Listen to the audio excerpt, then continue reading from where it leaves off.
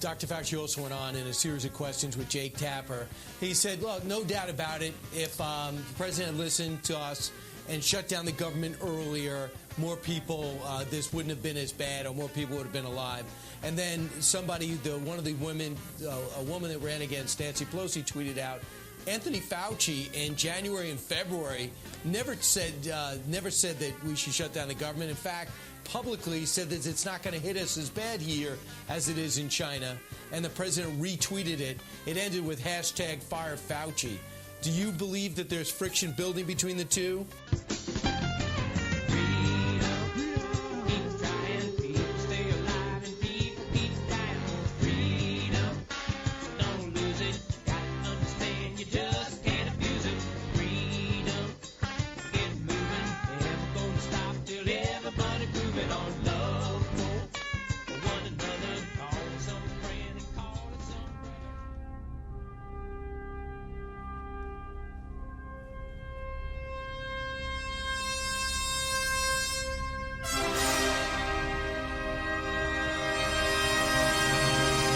Get it off your chest? Call the Dave Weinbaum Show. They accuse this show of being run by boobs. Well, let me tell you something about us boobs. We're real and we're spectacular. Want politics and fun sprinkled with a lot of laughs? You're in the right place. Heard in 50 states and 98 countries, we just put 11 years of radio excellence into the can. Now, in our 12th year, the Dave Weinbaum Show is on the air. So Donald Trump retweeted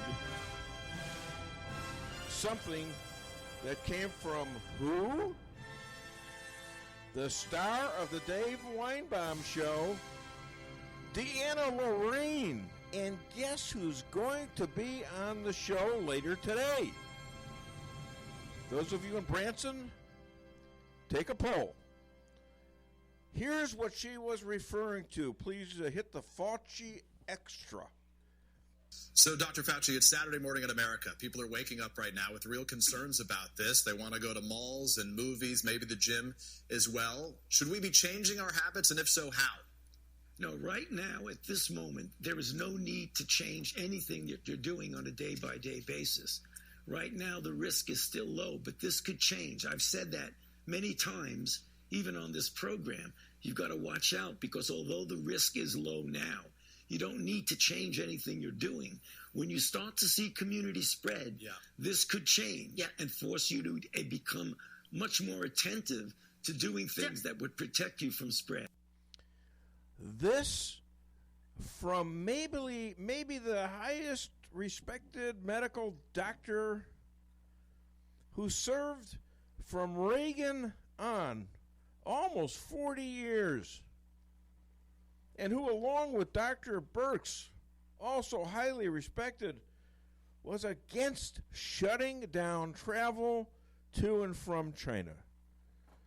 Donald J. Trump, our president, closed that down a full month before Fauci's coaching us to do whatever the hell we wanted to do. They were against closing down the China travel. Fauci's statement, again, was 1 month later. And liberals were demanding that our president subvert himself to a back seat and let these brilliant idiots run the country. How many thousands and thousands of American lives, much less the world, were saved by one man, our president, who, to my knowledge, does not have a medical degree? How could this be? Why were these so-called experts siding with China and the World Health Organization? Why did they not believe these doctors, the original Chinese scientists that reported this disease as a person-to-person one instead of the CCP, Chinese Communist Party, and World Health Organization, who denied this early on. Why are we swayed by the likes of Bill Gates, the major contributor to the World Health Organization and a propagator of lowering world population for the likes of you and me, but not his own family and circle? Why did these experts advise us to shut down America and let government take away almost all of our human rights, much less the Constitution? Their evidence was based on models so off that both would have flunked out of medical school had they presented it there. It seems like the Democrats have now stood in the way of funding to keep businesses open and people hired. The mainstream media are conspiring with the communist China to kill our citizens and remove our constitutional rights. Or am I wrong? Hi there, my name is Dave Weinbaum. I'm here with radio legend Steve Wheeler, also owner of the station, so I have to be nice to him. And also my loving wife, Lisa Ann Strausser Weinbaum. Hi, Lisa. How are you doing? Good morning. Good. Everything's okay today? Yeah. Okay, Yeah. good. We're under control. I don't want to mention what happened last week because you Good. told me not to. Good. You listened. So Yay. you didn't step in any, did you? Not yet. No. The dogs aren't here, so don't worry about it. Forget about it, all right? You might step in it, though. And I think I have a caller. I have no idea who this is, but JJ, what's your name? Where are you calling from? This is JJ from Sheltering in Place. What a guess. Hit it. Hit his song.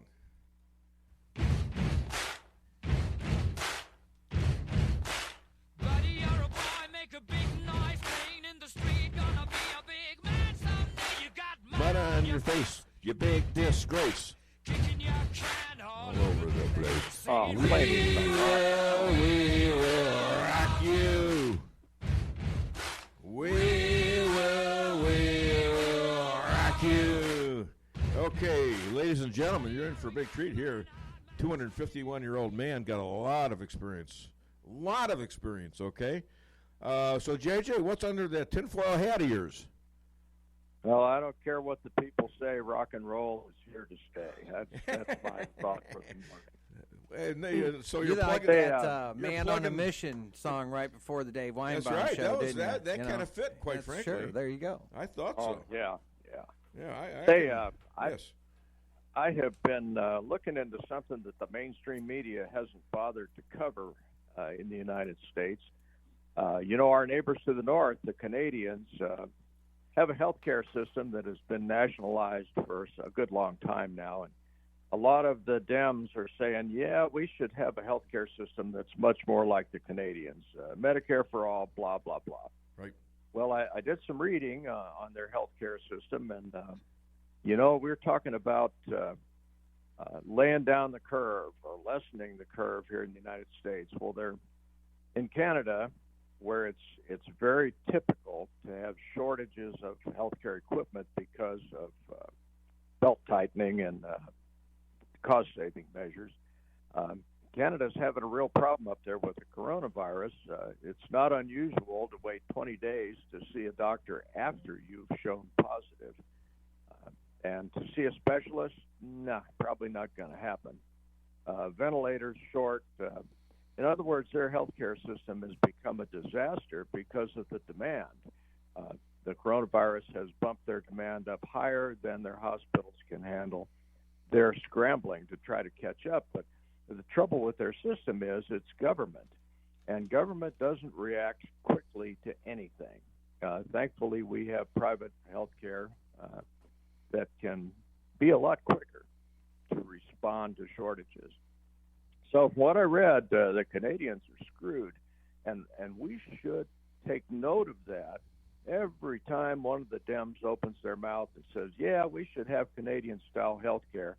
Well, we need to throw this up in their face and say, look, boys, this doesn't work too well when you have an epidemic or a pandemic. Anyway, it's worth looking into. The mainstream media has not said a darn word about it. Oh, of course, they want this to happen. They want the government to run everything.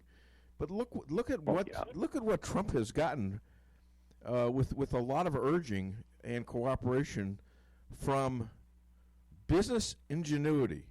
He's gotten these tests from Abbott that are like almost immediate, maybe 10, 15 minutes after you do it. He's working on getting a swab test that within seconds. I mean, the amount of stuff that's been done, and they say, well, it's because of I don't know what, but it's because of all the governors and everyone else that got everything. The governors didn't do crap for the most part. It was the president. And you know what? The governors are now grateful for what he did for them, but we didn't need to do half the stuff we did. We didn't need half the hospital beds. The thing has peaked, and it's going down. We might have, where they projected 2 million deaths in America, it might be down to under the regular flu levels, a little over maybe 60,000 to 70,000. Okay? Oh, it was always probably going to be underneath the seasonal flu levels. That part was obvious. I'm glad that the numbers are small. And, this is America, and call me a patriot if you want or not, your choice. You're a patriot. How's that? When President Trump said, hey, private sector, we need this, the private sector responded. And it didn't take an edict from him. He said, hey, guys, will you help me out? And they did. This is America. That's the way it works, or is supposed to work. Mm-hmm. Now, on the other hand, if you look at the Pelosi, Schumer, communist cabal there, Congress closed, more stimulus, more. No. Nancy and Chucky say, we're going to take a little vacation. We'll see you in May. That's the sort of so-called leadership that we have in our Congress, and I think it's time to vote them out. And, we talk about government. Government is rather responsive on a local level because the constituents know the politician. The politician knows the constituents. When you get to the state level, it's a little less responsive. When you get to the federal level, it's way less responsive. And I think Trump has cut through that remarkably well. If you had a Biden or a Hillary at the helm, none of this would have happened. We'd have a death toll that's outrageous and a Congress that's passing and getting signed all sorts of wacko legislation that has absolutely nothing to do with the spread of the pandemic. What? They still would have blamed it on the Republicans. It would have been the Republicans' fault. You see? That's their go-to. The first death right you there. see after we start opening the company, they're all going to point their damn fingers at Trump. You know that, right? He knows that. Did you notice the garbage that Pelosi and company and Eric Holder, there's a blast from the past, attempted to put in the next bill, if the next bill ever happens, voting by mail, by internet, voting by dropping your ballot in a box in some bodega somewhere. These folks are trying to legislate and legitimize voter fraud. Right. Sure. And if they have their way, that will happen. Now, we need to make sure that doesn't happen.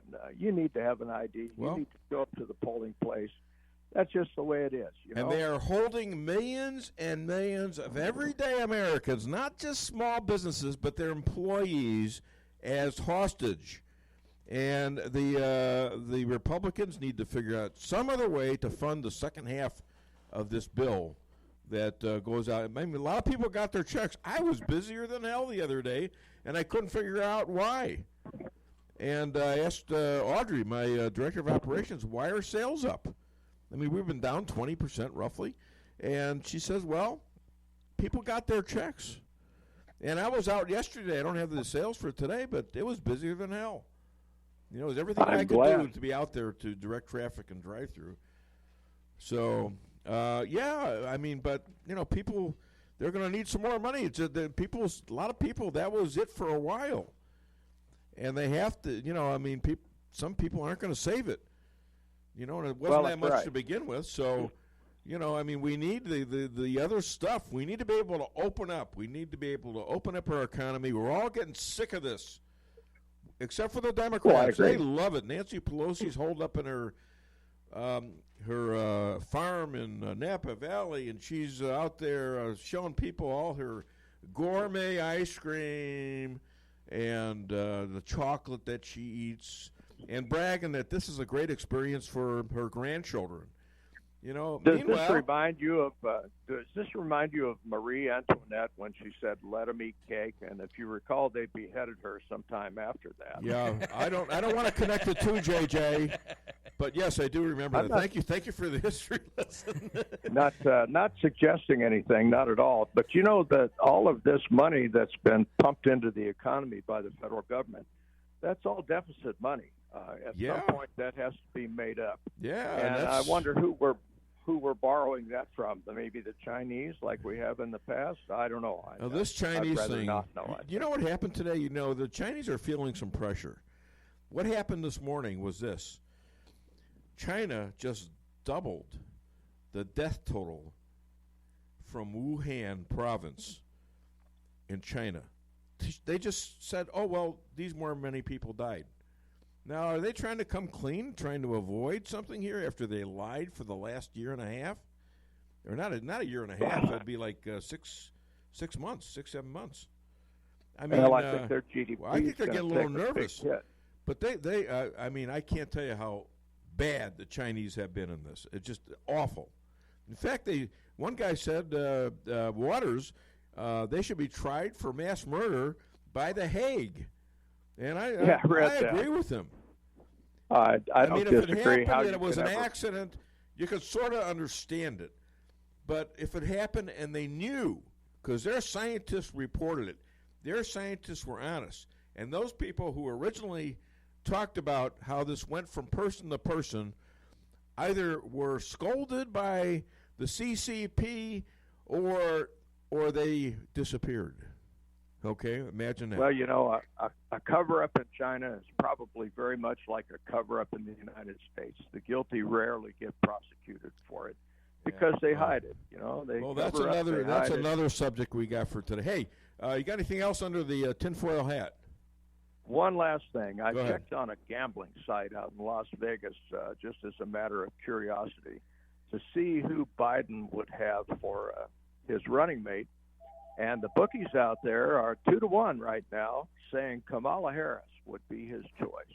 Now, this woman's not particularly electable, and frankly, neither is Sleepy Joe. Yeah. So this is very much like rearranging the deck chairs on the Titanic. But I found it very interesting that Kamala Harris was chosen by the bookies over Comrade Michelle or any of the other leftist wackos that. Well, I don't see it myself because she did very poorly with blacks, of all things, and I mean the blacks are mad at her for jailing all those blacks she did in the years ago as an attorney Harris, general. She has enough skeletons in her closet that once this is looked into much, she won't be a viable candidate. Well, with her, but anyway, it'll take the attention away from Joe. Thank you so much, JJ. God bless for being the opening act on the Dave Weinbaum Show.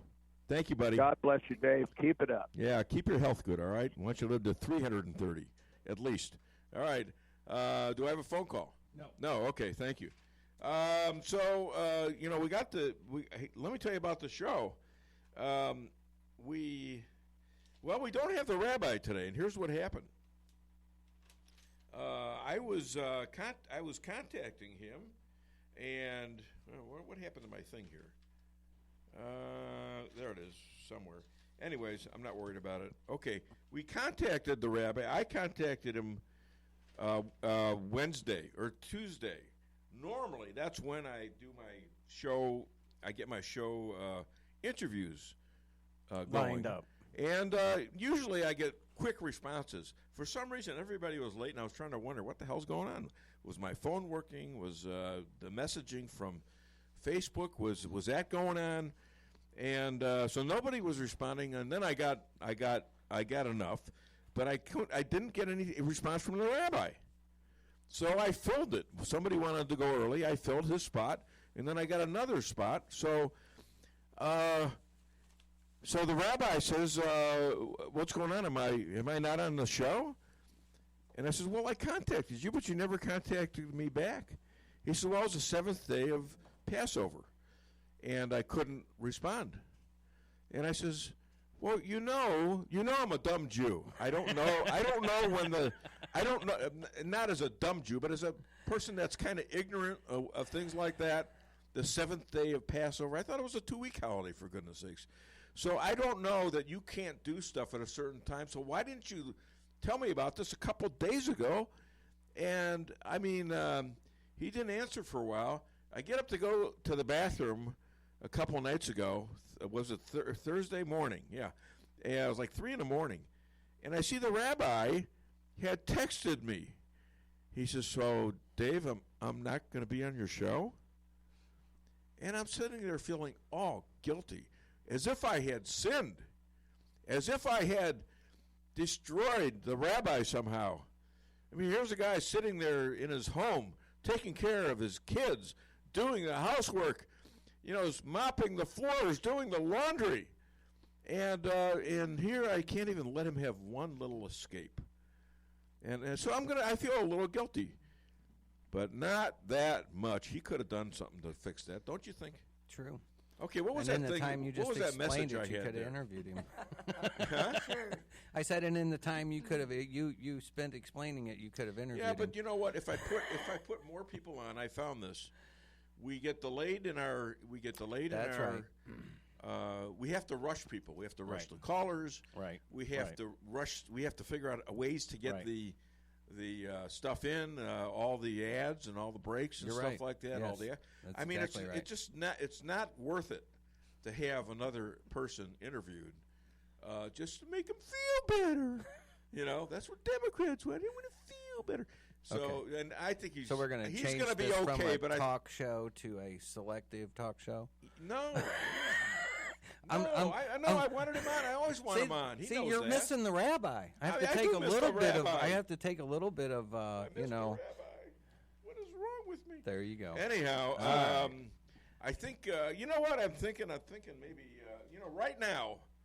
Here's what I think. I think we need a Sicilian moment. But anyways, here's what we got. We got Dr. Amy Cooper Hakim, followed by Elad Hakim. She's just going to throw the phone at him or something, I guess. And then at 10:30, we have Laura Loomer, who's got news on her lawsuits and her campaign. Amazing stuff. And then we've got who? DeAnna Lorraine, who was retweeted by Donald J. Trump, and it was international news for days. She must have gotten 50,000 followers on Twitter from this, and now anything she says goes viral. All right, so she'll be on the show. And then I've got, who do I got at 11:30? I got Dr. Jane. Remember Dr. Jane? Yes. Was going to go get a test. She was on her way to go get a test. Last We've time got we some talked to her. Big news today, and she just texted me this morning what the big news was. So Stick around. Stick around. Don't touch the dial. Hit the little segment we got there for the Sicilian moment, if you don't mind.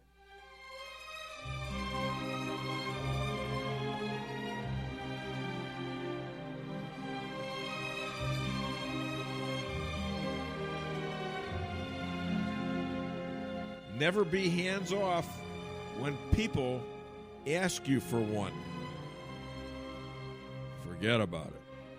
I'm a little mixed up about that one. When they ask you for your hand, do they have like a knife? Do they have a machete? Or a glove on? Hey, give me your hand. Do you owe money? I don't know whether you should forget about that. But, I think you got to keep your limbs to yourself if you can, So my advice on that one is don't forget about it. Run like crazy. Okay, let's take a break. Call the show, 573-364-4433. Get it off your chest. Come see the professionals at Brown Vet Clinic of Rolla, where they promise to place your pet's health and wellness above all considerations. They communicate openly with you about the individual preventative needs of your pet and help protect them from common infectious and contagious diseases while using the best available methods, no matter how big or small the animal. The staff is there to help you 24/7 and will get you an appointment as quickly as possible. Give Brown Vet Clinic a call today for all your animal needs. 364-1919. Lavish Day Spa is the place to get rid of all your stress and worries. We are a full-service spa and salon. I myself specialize in deep tissue massages. My favorite client is my father, Dave Weinbaum. Call 364-0905 to set your relief from pain and strain. That number again is 364-0905. Lavish Day Spa.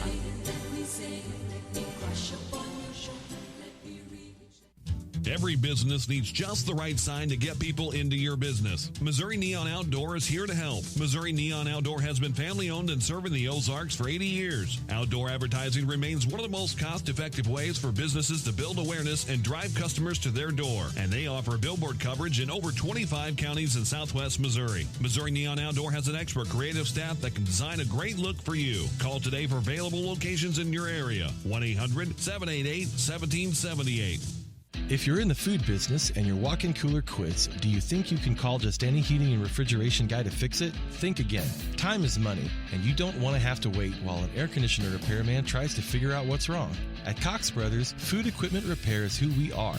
We have the specialized training and know-how to protect your expensive and fragile inventory while we repair your broken equipment. When you need food service repairs, go right to the experts. Cox Brothers Food Equipment Repair in St. James. We'll keep the hot side hot and the cold side cold. If you've watched Storage Wars, you know how smelly and moldy your valuables can get. Daniel's climate-controlled units ends all that. It's like a spa for your stuff.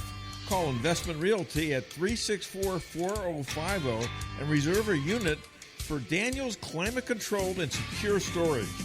That's 364-4050.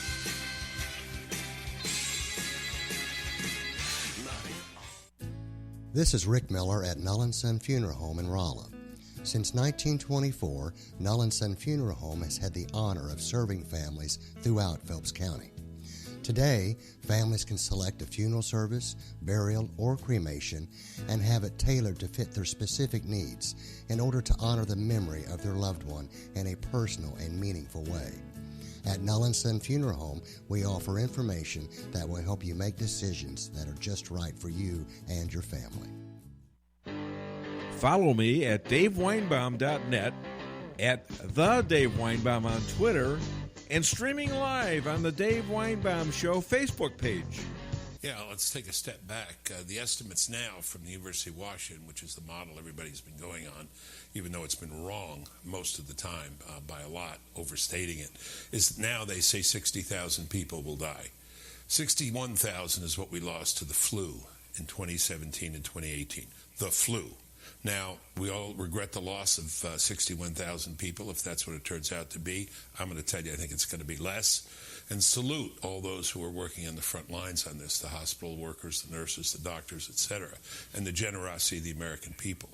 But if you look at those numbers and see the comparable, we're going to have fewer fatalities from this than from the flu.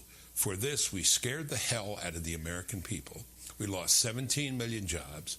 We put a major dent in the economy. We closed down the schools. You heard Dr. Oz say we probably didn't have to do that. Shut down the churches and so on. This was not and is not a pandemic. We're back on the show, and guess what? We've got a special guest, and she's on time like usual. Thank goodness. I never have to notify her. I do notice her. Oh, God. What's wrong with me? Anyways, and she's a hoot, by the way. Anyways, would you mind hitting her song, please?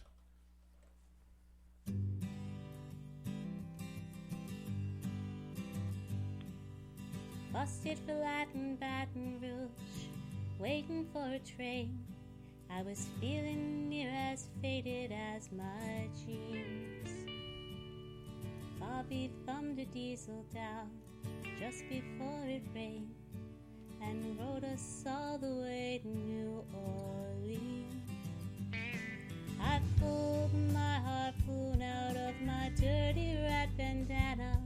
I was playing soft while Bobby sang the blues, yeah. Windshield wipers slapped in time, holding Bobby's hand in mine. We sang every song the driver knew. Freedom's just another word for nothing. Ladies and gentlemen, when I say her song, I mean her song. This is her singing. This lady is a bad boss expert, best-selling author, motivational speaker, singer, shower and mirror aficionado, and the shrink to Dave Weinbaum Show. Please welcome Dr. Amy Cooper Hakim. Oh, we got our crowds back today. Oh, wow. They're not shutting down here. Oh, my God. Maybe a little too soon to sit on each other's lap, though, don't you think? Oh, yeah. Yeah. All right. Hey, who said we must be ready to take the unpopular stance when it's the right choice for whom we lead? Who said that? I did. Okay, so you want to stand up in the face of this might getting you in trouble with that bad boss. You know, you're gonna say, but wait a minute, sir. I think we're going in the wrong direction. And that bad boss might just fire you or took us. Explain I think that. there's a time and a place, and when we use tact and share thoughtful options, then we're seen as a value to the team. So if I had a completely, opposite thought to what the boss is sharing, and I said so in front of a team, then the boss would be offended. But if I pulled the boss to the side after that meeting and said, hey, I hear what you're saying, but in my experience, I've seen this, and then I provide some tactical suggestions that would help the boss to come out appearing as the winner and the person who came up with a brilliant plan, yet also incorporated thoughtful ways to enhance that plan, then the boss would look at me as a valued asset and not someone who's trying to step over him. Most bosses, no, not even most, I'd say maybe half the bosses would, and half the bosses would say, you know what, you're not going along with the program. Your job is to do what I tell you to do. All right? Maybe you should come in and talk to me personally about this other stuff. I know bosses like that. Right. I've been and so through you have bosses to like do it. that. You have to be away from the crowd. You can't cause a problem where you say, wait, in front of the whole group. But when you're off by yourself with that individual, then you end up becoming an ally for that boss. The boss then says, before I mention this to the group, I'm going to ask your opinion because I know that you might provide something different. Even though people like to be praised and they like for people to agree with them, at the end of the day, they do want pushback. They do want to have the opportunity to go through an idea and say, what do you think about this? And it ends up that when I've been in corporate spots and also in my job as a consultant, if I just go in and am a yes-sayer, then why are they paying me? They want to, it doesn't mean we always have to argue, but we have to be thoughtful when we actually share an idea and we say, I can see this, but have you considered this idea? There's something called groupthink, which is a phenomenon that I think it was coined around Bay of Pigs time. But the idea is that you go along with ideas even if it may not be the best solution. You say yes, and you jump on the bandwagon. And so it might be that is the perfect solution, but you have to at least give it an opportunity to work through. And the way that you do so is by surrounding yourself with people who are going to share those different ideas. And I am not getting political, but one thing that I think Trump does well as a leader is to surround himself with people who think differently than he. That is a very, very positive quality for any leader. And so when you put people in a room and you know that they are going to battle out ideas, you know that they're not going to just be yes-sayers, they're not just going to jump on the bus and be, adhering to this groupthink or consensus mentality, but rather let's really work through and discuss, not for the sake of argument, but for the sake of betterment. And when you go at it with that attitude, you really can do more than you could do on your own. And that is the definition of a great leader. A great leader is able to realize where his strengths lie and where he needs to be lifted up by others. And we do not need to say we are perfect at everything. Rather, here is my skill set and here are the people who can complement me. And so when you are able to approach a leader and say, I have this to offer, and this is something that's different than what you can offer, and then that leader is able to say, well, okay, I can rely then on this person for that information. In that sense, you are correct about one Donald J. Trump. Oh, gosh. So now we know. Now we know where you stand. Now we know where you stand. He had to go there, didn't he? Well, he just had to go there.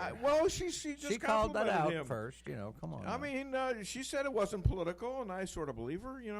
But let me just say this to what you're saying. You said you want to be on the bandwagon. Well, you know what? I say you can't be on the bandwagon unless you know how to play an instrument. And that instrument is your voice. And it's important, not only for the head of an organization, a manager, to hear from you personally. It's important for the whole group to hear you personally. Because what you do, if nobody says anything, they all assume, well, we're just going along with the boss. Like you said, like the Bay of Pigs. Okay? So if you don't speak in the public atmosphere when a boss asks for contributions, or in many cases they don't even ask if they get. Well, that's the issue, and that's exactly in general. You find organizations where the boss just dictates, and if we have this authoritative type of environment, it doesn't go well. People don't feel comfortable sharing their opinions for fear of being reprimanded or even losing their job. But it's the leader's job to create an environment where individuals feel empowered and comforted that they can share an opinion, even a differing idea, and not be punished for it. But that's the job of the leader, to create that environment, and for, top leadership to enforce it, to encourage it, and then for that to cascade down an organization. It doesn't happen often. When it does, then people don't need my services, because that's exactly what should be happening in an organization. Well, there's a problem. If you're like in a position like me, where you have all your money tied up in a business, and that business is supposedly a partner with the franchisor, and they tell you personally and have told me that you are like an employee, and you better listen to what we do. We'll tell you what to do and when to do it. And they have actually been in meetings. I've been in meetings where they shut off all communication, all input. I've been in them, just recently I was in a meeting in D.C. when they shut off all communication. And I think it was because of me, because I said some stuff. All right? And well, I encourage you to keep saying stuff, but you do need to make sure that you know when you can say stuff. Because, depending, so let's say that there's a certain time where input would actually slow down or retard the end result. You can't always give your input. Sometimes there's going to be someone who is the head honcho who says this is what you do. But other times when it is appropriate and when there is time and we are able to have that back and forth, then we should permit that. It doesn't always have to have – it's not only one way or the other. But if you promote an environment where you're allowed to share an idea, then when that same boss says, listen, guys, we can't do this today. You've got to just go with what I'm saying, and it has to happen now. I've been on the other end of that, though. As a co-op president, I would make sure that we would come early to meetings and leave the other side out for a good hour, where people could talk freely without knowing who the hell said it. Now, do I know that other people didn't rat at them? Sure they did. But everybody felt comfortable in that surrounding, and I'd gather a list of things, and when that manager from wherever the company came in, I'd give them the list of things. Now, some of them accepted this, and they covered this, and I made them look like kings. Others got ticked off and tried to invade my meetings before they were welcome there. And I was the guy in charge. I was the co-op president. They weren't. If I said you don't come, you don't come till I tell you to come. They were writing my whole meetings out for me, when I would have to go back to my group and say, please ignore that. That's not for me, and that's my job. Okay? This is the kind of stuff that I fought all my career, and I'm still here. And guess what? Guess where those other jerks are? Well, and that's the thing. I mean, there are certain... They no longer have jobs because they led us into disaster often. Well, and that's, I mean, it ends up eventually, that type of leader isn't effective. Unfortunately, they can get the results, and so for a long while, people think that they are very effective. But when you create an environment where others are afraid to speak or, to step out of line, it's not comfortable, and ultimately, you don't have a team. You just have somebody barking orders. And you need to have an effective team where it's a group of people who are working interdependently to get a job done. And that interdependence can only happen when people feel and are respected. And a lot of the time, people would, as co-op president, they would rake me over the coals and say things that, weren't true necessarily. But you know what? I let them speak. And I let them speak until we finally took a vote. Most of the time, people voted the way I liked. Sometimes they didn't. I accepted that, though. I accepted it and went on. All right, listen, this is a great one-question interview. I don't know. Where'd the time go, Steve? I don't know. All right. Other than DaveWeinbaum.net, where can people find you? I had so much more to ask you. Oh, my God. Next time. I feel bad. We'll get you next time, all right? You just got excited I mentioned the T word. Well, yeah, I wanted to explore that. There you go.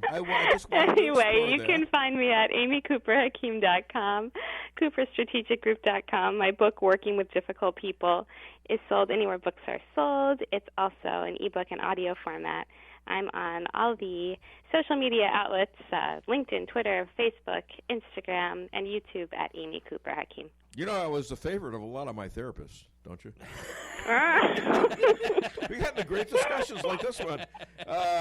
Dr. Amy, there's a new dating site. It's called Matchmaker.Quarantine. Ladies and gentlemen, Dr. Amy Cooper. And that's the other thing I wanted to talk to you about. You guys are doing okay, right? Thank God, we are doing great. We are doing great. All right, that's fine. Listen, Shabbat Shalom, and throw the phone. Don't hurt him, though. Throw the phone at Elad, and he'll be on in about 16 minutes. Make sure he's on time, will you? Thank you, Dr. Amy. You got it. Take care. Shabbat Shalom. Bye-bye. Bye. Oh, Shabbat my Shalom. gosh. I was animated for that, wasn't I? I don't know. Was I fair? Fair? Yeah. Fair? I don't want to hear it. Fair? I don't want to hear any of you. That's right. Any of you. You Okay. object, you're out of here. No, you can't be out of here.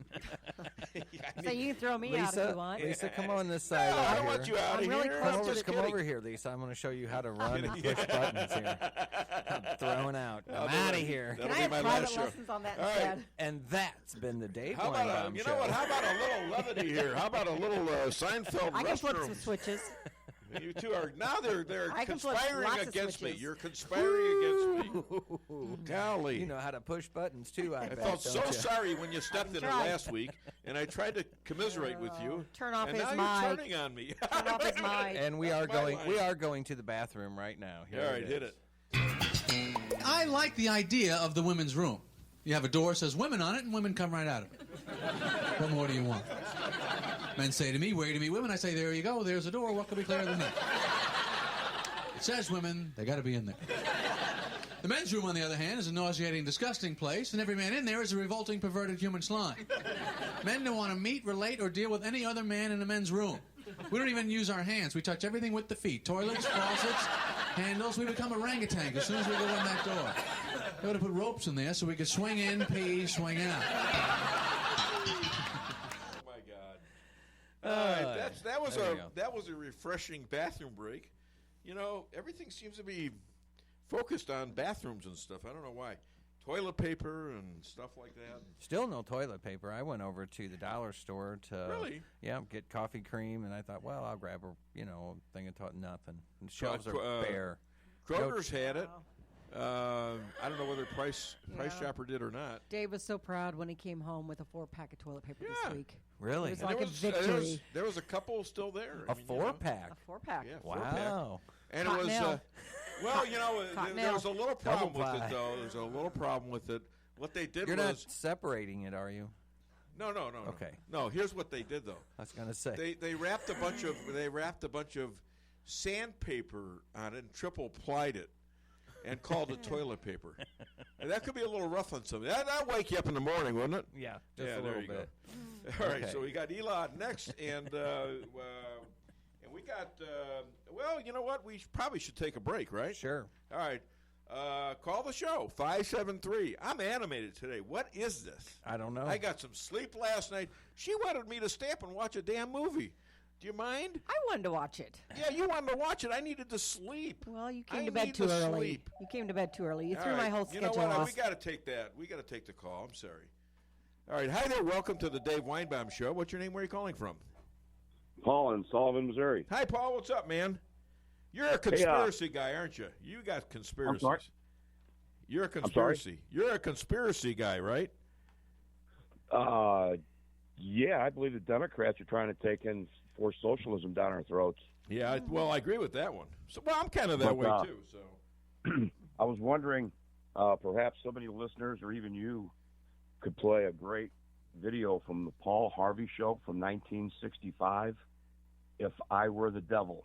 Yeah, I think I've heard that. I'll look it up. All right, we can't do it today. There's another good one. There's another good one from Red Skelton. On the Pledge of Allegiance. Yeah. The meaning of every word. I've heard that recently. I've read that one. Yeah, that's a good. That's a good pointer. Thank you very much. Yeah, I think people will enjoy it and maybe get some people back to getting their heads turned around straight. I don't know. Well, you know what? It can't hurt. I mean, I'm here. I know a lot of people disagree with me, which is fine. I'm here to convince, and I don't give up on people unless they're really outright nasty. You know, I don't want to deal with that. But, you know, if you just disagree with me, even if you're a little off-setting, that's fine. You know, I like to argue. You know, I mean, come on. This is I live for this, all right? Thanks, Paul. You have a great weekend, my friend. You do the same, sir. Thank you. Appreciate it. Okay, call the show, 573-364-4433. Get it off your chest. Reality check number 44. You can spend money everywhere. Why can't you bank everywhere? At Town & Country Bank, we have a solution for that. Town & Country may be a hometown bank, but our banking is state-of-the-art. We have dozens of ATMs across the area. Plus, you can bank anytime, anywhere, online or on your phone. You can even deposit checks from your phone. Pretty cool, huh? Town & Country Bank. Smart, friendly solutions. Member FDIC. If you've watched Storage Wars, you know how smelly and moldy your valuables can get. Daniel's climate-controlled units ends all that. It's like a spa for your stuff. Call Investment Realty at 364-4050 and reserve a unit for Daniel's climate-controlled and secure storage. That's 364-4050.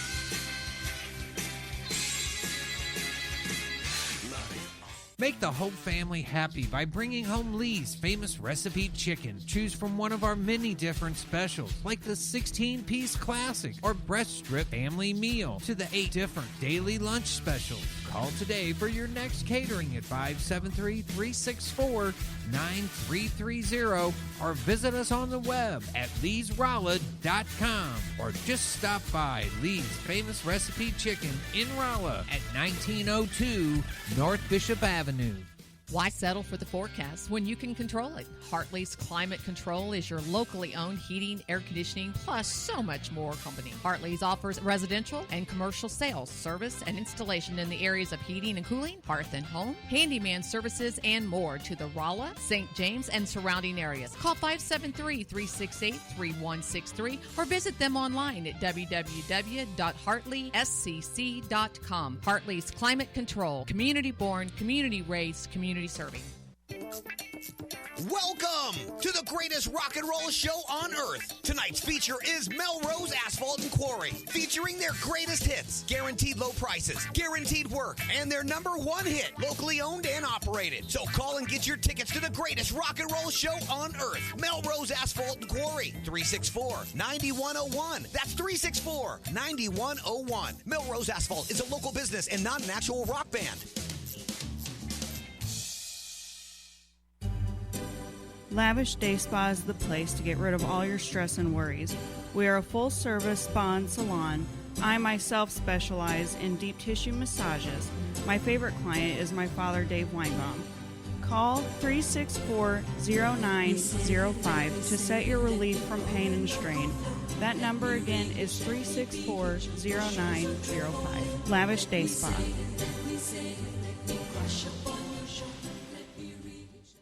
Every business needs just the right sign to get people into your business. Missouri Neon Outdoor is here to help. Missouri Neon Outdoor has been family-owned and serving the Ozarks for 80 years. Outdoor advertising remains one of the most cost-effective ways for businesses to build awareness and drive customers to their door. And they offer billboard coverage in over 25 counties in southwest Missouri. Missouri Neon Outdoor has an expert creative staff that can design a great look for you. Call today for available locations in your area. 1-800-788-1778. At Fairground Auto Plaza in Rolla, we're here to help with the Chevy Cares program. Right now, get 0% financing for 84 months on an all-new 2019 and 2020 Chevy Silverado 1500s, plus no payment for 120 days with GM financing.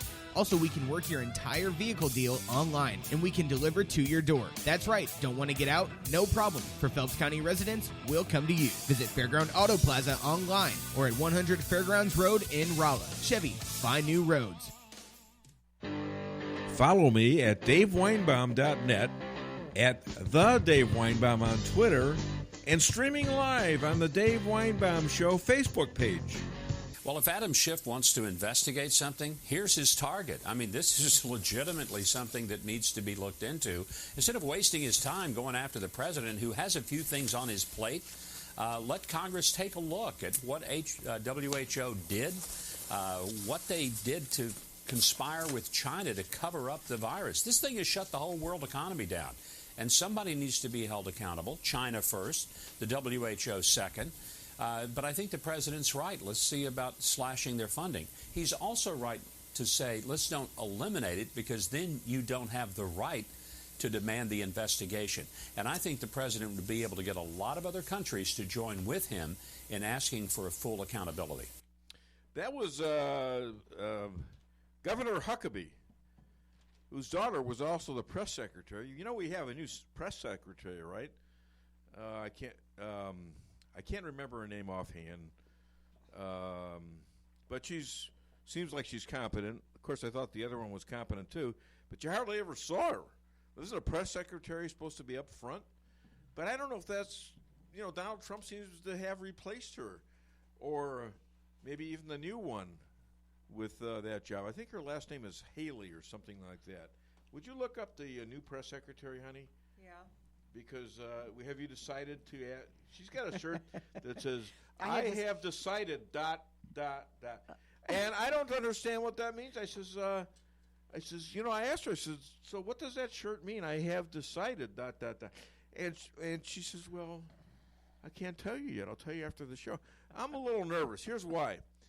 Last night, she nicely brought me, she had 2 glasses of wine in her hand, and she sniffed one, and she screwed up her face in a big scowl, and then handed me the one that she was scowling about, and I'm thinking to myself, what's going on with this? Is there something wrong with this wine? And you know what? I'm very grateful to God that I woke up this morning. Yeah, thank you, honey. I appreciate that. Now, what do I have? Honey, I would never poison you before your show. That's great.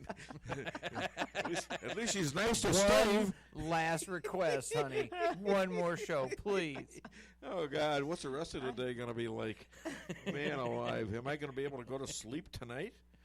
Oh, yes, absolutely. It's whether or not you're going to wake up tomorrow. I want to wake. You know what I want to wake up to tomorrow? I want to wake up to an open America. We need to open America Now, yes, maybe we do it in stages. Trump has the 3 stages. Biden's out there, well, he's got to have a plan. He has no plan, you know. Well, apparently he's got plenty of plans, and you don't even know what the hell you're talking about. You don't even know who your wife is, for goodness sakes. You think your wife is your sister, which could be another issue. You know, we're wondering, maybe that's the product of Hunter Biden.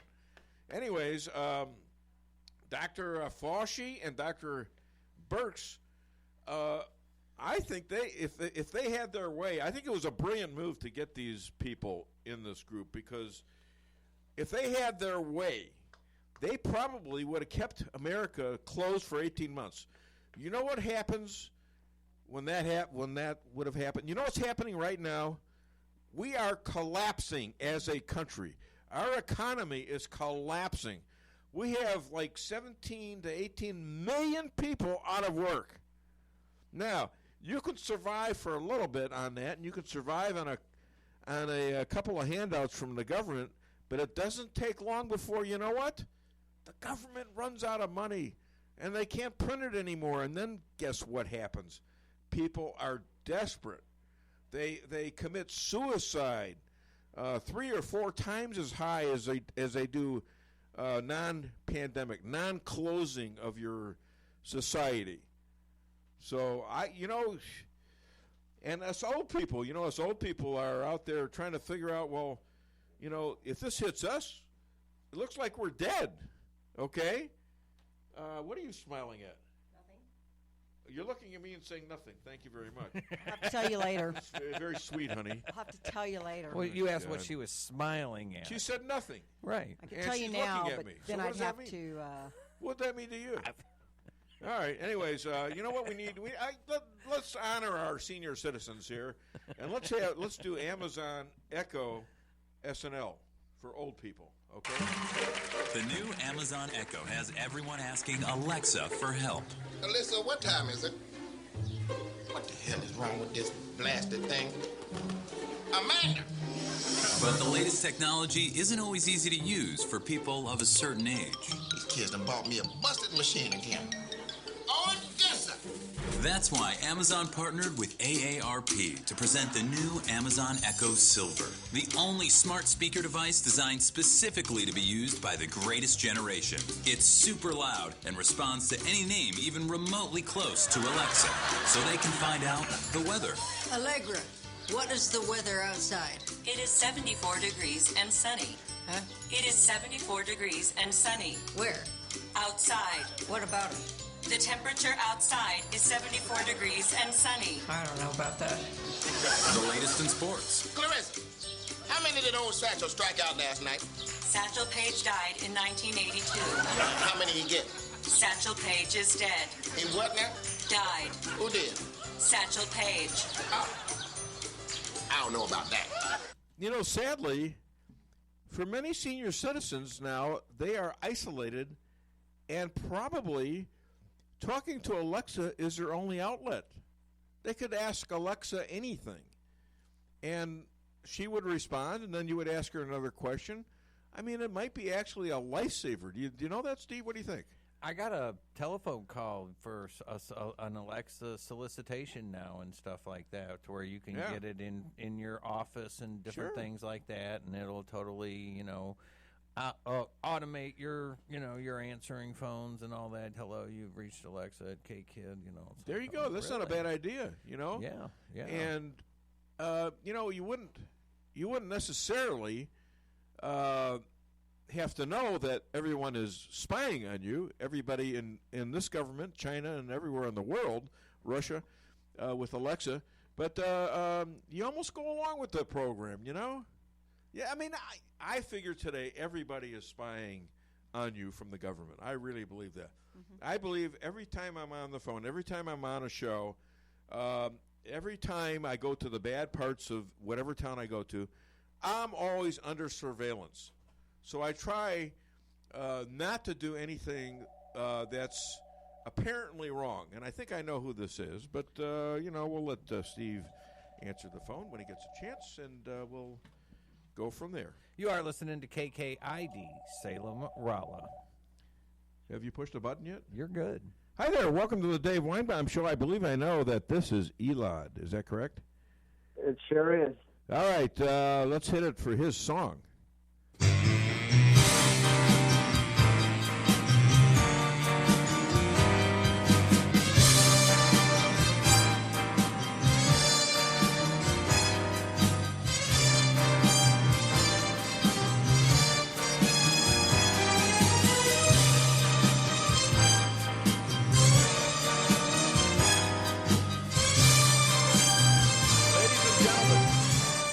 South Florida powerhouse lawyer, political and legal writer for Washington Examiner, Epic News, and the Federalist and other popular websites, and the Perry Mason to the Dave Weinbaum Show. Let's hear it for the worst half of the Hakim marriage, Elad Hakim. Well, it's a little muted. I don't know. Oh, it's a little better now. You know what? I think they misheard me. They thought I was talking. They misheard me. They thought I was saying. Oh yeah, I couldn't hear you over the clapping. They thought. Well, they thought I was saying Amy Hakim. I can't believe you. Huh? What's this now? I think there was leftover from Amy's. Yeah, that's what I'm there thinking. You go. Yeah, they were trying to be nice to her by applauding for you. That's what I'm thinking.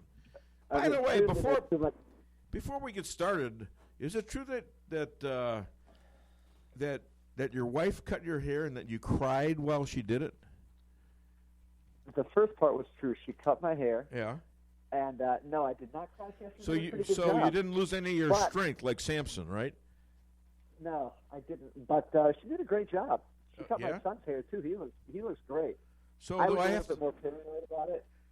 So do I have to increase her already over bulging description as barber? How would you say that? Salon beauty expert? Salon connoisseur. She's a connoisseur. Yeah, she's an expert. All right, well, there you go. Listen, she's an expert in everything she does. Well, she's very smart. You're very lucky. You're no dummy yourself, but you're certainly not that level.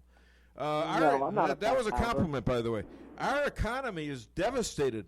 We may see more deaths from being closed than open. Your thoughts? Well, that's a legitimate point. You know, I told you last time we spoke, I've been getting pushback on this because I'm one of those that advocates for the strong closure measures. So, look, unfortunately, it's a balancing act between trying to protect the American public and their health and trying as best as possible to maintain or reignite the economy. So, I hear you. I mean, I don't know how you measure the amount of deaths that would occur because of the economy. How would you measure that? Here's one way: the suicide hotline. If that goes up 30 to 40% more, you could assume there are a certain amount of percentage higher suicides in the country. Couldn't you? I mean, that wouldn't be absolute proof, but it would be a pretty good indicator. You could assume that there were more suicides, but you can't necessarily attribute it to the virus or the closure of or the economy. I mean, you can assume. Well, how about child and spouse damage? How about the assaults on both?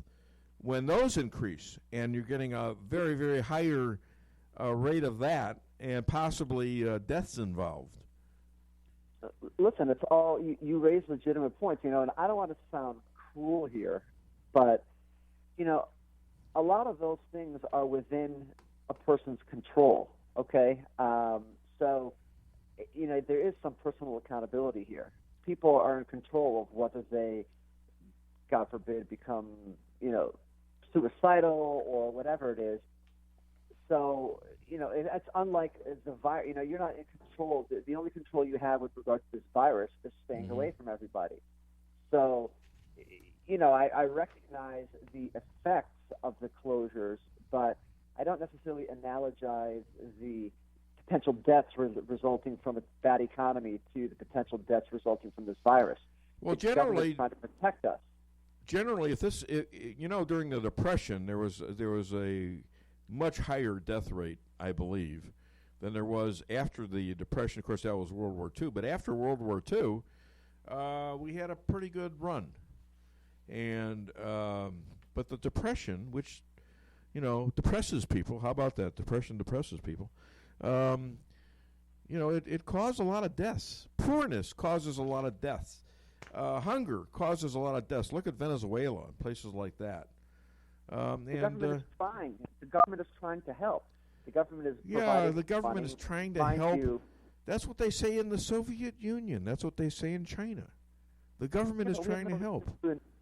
But we don't have any reason to compare our government to China's or the Soviet Union's, nor is Trump the same as the leadership there. I know that. Trump is actually, but guess. Look at these governors like the one in Michigan, who is preventing people now from going out on boats in the lake to fish. They can go out on a canoe in a big lake in Lake Michigan, all right? Or they can't even go to their own cabins. These are people that own the cabins that live in Michigan, and yet people from Chicago, people from Indiana, and all these other people own cabins up in the upper peninsula. They can go, and I mean, where does she get the right to do this? It has nothing to do with anything other than her having power. It's a problem, and I don't know the law in Michigan. Well, that's what I'm saying here. It could indicate a lot of things. Right now, we're non-constitutional. We're closing churches down. Yes, I understand the safety issue, and yes, people like Cheryl Chumley say, well, those ministers should be self-governing. Well, I don't agree with that either.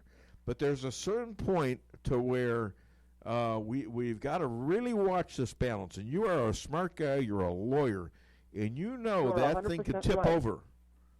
You're 100% right. Thank you. There is definitely a potential for an abuse of power. But with that said, the police power is not absolute. And my problem is that some, Republicans especially, are kind of all or nothing. And I don't prescribe to that necessarily. I think that police power should be utilized. I do recognize the potential for abuse, which is, and by the way, I don't agree that churches and stuff should be open. I think that they should be. I think that they should be closed right now by the government. And by the government, yeah, and right. I do think so. And I do you know how anti-constitutional that is? It's not anti-constitutional at all. The right to. It's not anti-constitutional. There's Supreme Court precedent saying that it's permissible. Exceptions.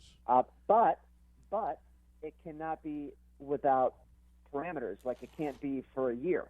It has to be a rule that applies universally to everybody, not just the religious institutions. And it has to be limited by, to your point, it has to be limited by time, and it has to be, if it's decided on a national basis, it has to be bipartisan. Or on a state basis. So if a state does it, I'm not talking about a federal, because the federal government is a whole different ball of wax.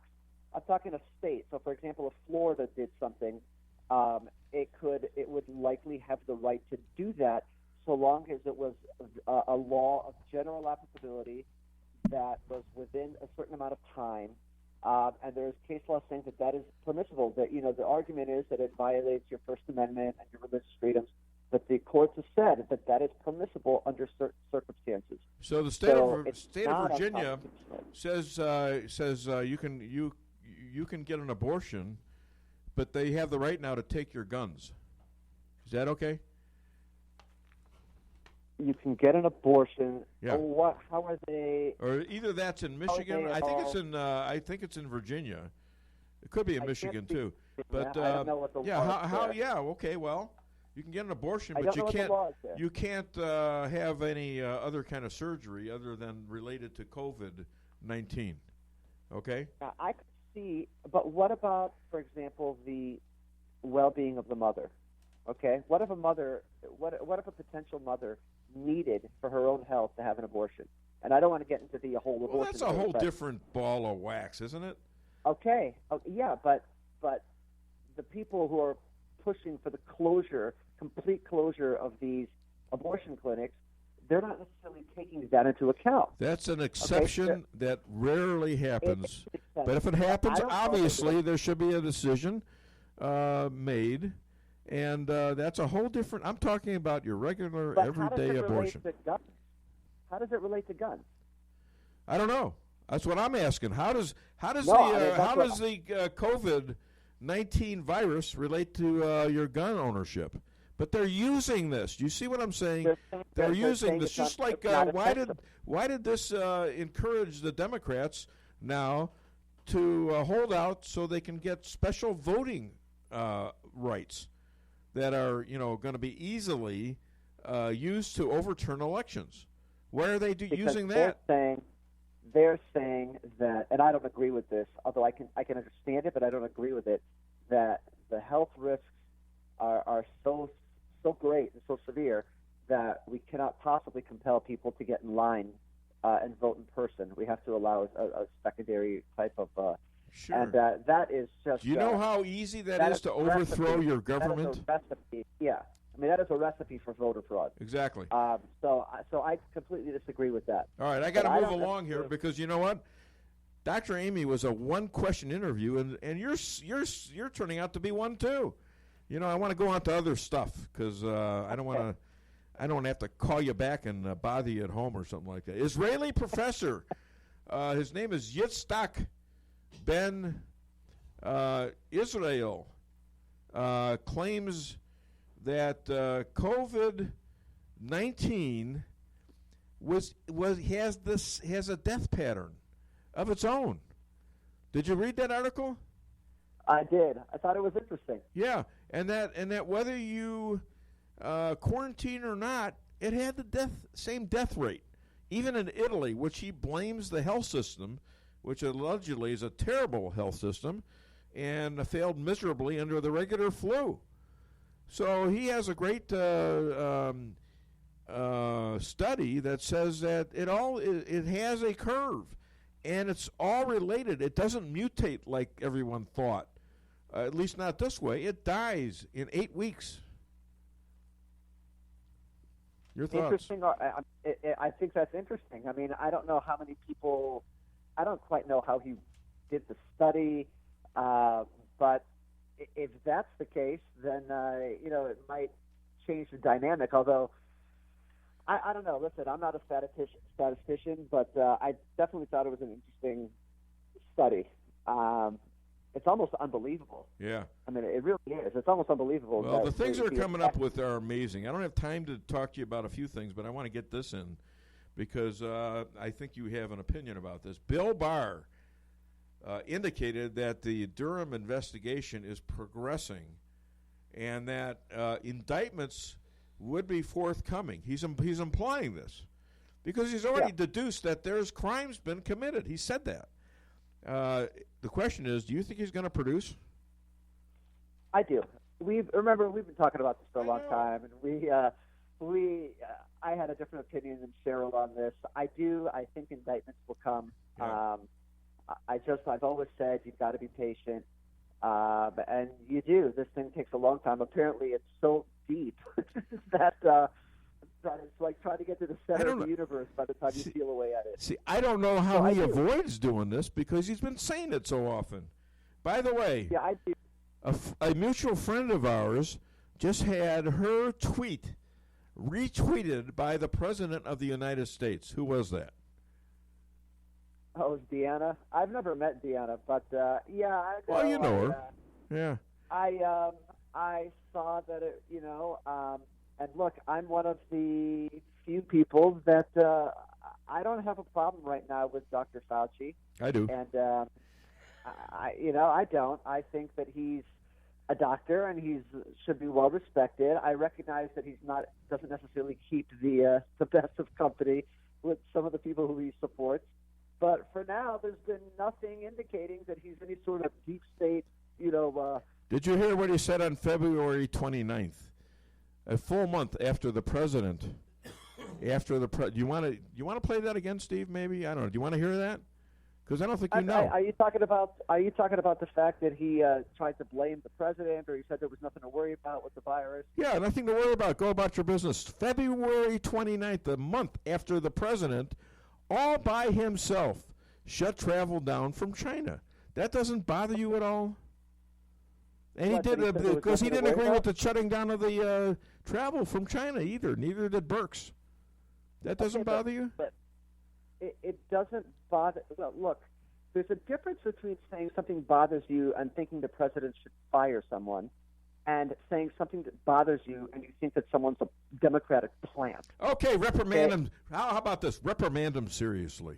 Send him to his room. If the president wants to, he can, and he hasn't. I know. And I think he's keeping him around so that he can have some justification for what he's doing. And I think he understands that he can sort of control them thus far. He can, because but I think they're wacky. I think they're wacky. But if the president thought that Fauci was doing a disservice to him, either by way of politically or for the health of the country, he'd fire him. I think and he hasn't yet. I think if Fauci was in charge, we'd be having 18 months of people being closed, and I think this country would be history. That's what I think. But I can't go any further because you know what? I'm out of time. This is a long interview, and it's very interesting. And you could be right, by the way. Huh? You could be right, but that's why he's not in charge. That's why he's got a team. Well, okay. The president has a team. All right. Other than DaveWeinbaum.net, where can people find and hire you? They can find me on Facebook at Thoughtfully Conservative and at Thoughtful GOP on Twitter, and then just look me up if you have any questions, legal questions. You know, my wife Lisa here, she can't play golf, so I asked her to be my caddy. You know, I need somebody to keep track of my dimpled balls. Ladies and gentlemen, Elad Hakim. All right, don't tell that one to the kids. You can probably tell Dr. Amy. But thank you so much. Tell her. Thank you so much. Thank Shabbat shalom. Have a Shabbat shalom and a great weekend. Bye. All right, thanks. Bye-bye. Hi there. Welcome to the Dave Weinbaum Show. What's your name? Where are you calling from? Hi, Dave. This is Martha calling from North of Martha, Julian. how are you? Martha. Fine. How you guys doing? Chester finally let you call the show? Dave. That is so sexist. You chauvinist pig, you. Oh, my goodness. Wait a minute. You've been talking to Lisa? Hold on. I forbid you to talk to Marcia. How's that? Anyway, Dave, yes. I did not read the study that you cited from that Israeli person, the doctor. Yeah. But we do have a good example of that right here in the United States. We have the, as I call it, the tale of two states. Comparing Missouri, which is, of course, in a lockdown, as we all knew. Right. And South Dakota, which isn't. Yeah, it never was, by the way. Yep. And Idaho is reopening yesterday. As of last night, when I was looking up all of these statistics, Missouri had 4,895 cases, 166 deaths. South Dakota has 1,168 cases and 6 deaths. And most of those, in fact, were from the Smithfield pork processing plants, which were partially Chinese-owned, by the way. Yeah. And so, I think the Israeli doctor is onto something here. Well, I mean, we're all learning, and I understand. I understand the early angst when you're talking about 2 million dead. That's one thing. All of a sudden, how do you? And they're doing this off of models, right? And these are the scientists. Right. These are the doctors. Okay, and so it goes from 2 million, and we're probably going to be under last year's flu. Right. Deaths. It's going to be about 60 to 65,000, roughly right at. And so now we've shut down the entire country for this. And by golly, we need to get it open. I mean, I understand in places that are hot, you got to go a little slower. Yep. But we got to get this place open. And the thing is, I think it should be not only allowed for the governors to make that decision, but I think even county commissioners and cities can also make that decision. Sure. I would agree. Phelps County has one case of COVID. Right. Exactly. Yeah. Well, coming up, Marcia. That's keeping everybody from coming out Yes. of their homes and doing Exactly. normal Right. business. So, from Exactly. statistically and percentage-wise, how does that make sense at all? Period. I know, and you read stories in the local paper about how Phelps Health is, preparing for the onslaught of sufferers, and it's not happening. I'm not sure we've had one confirmed case of it. Right. We had one, and there's also a student from Springfield who has a case here in Rolla. Yeah, all right. Oh, in Rolla? Okay. Well, it's not much, but I understand we got to be cautious and all that. Yeah. But it's got to start, and it's got to start now. You know what? I've got a cure coming up for. You can listen to this, and I have a cure for this disease. I have the cure for the COVID-19. I don't know if you've heard this before. Dave, every person in every Slavic country in their backyard is cooking the cure right now. There you go. All right, I want people to listen to this. And why don't you listen to this, too? Can you hit that, please? Sure. Here we go.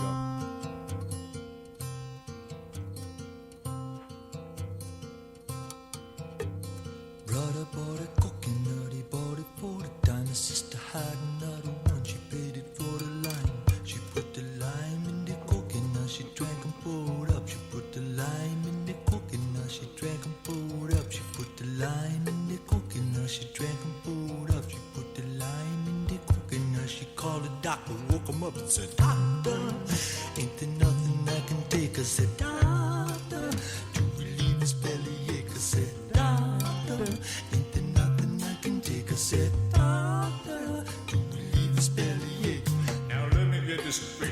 Put the lime in the coconut, you drank and poured up. Put the lime in the coconut, you drank and poured up. Put the lime in the coconut, you drank and poured up. Put the lime in the coconut, you called the doctor, woke him up and said, Now, I want to tie this together with. Now that's my cure.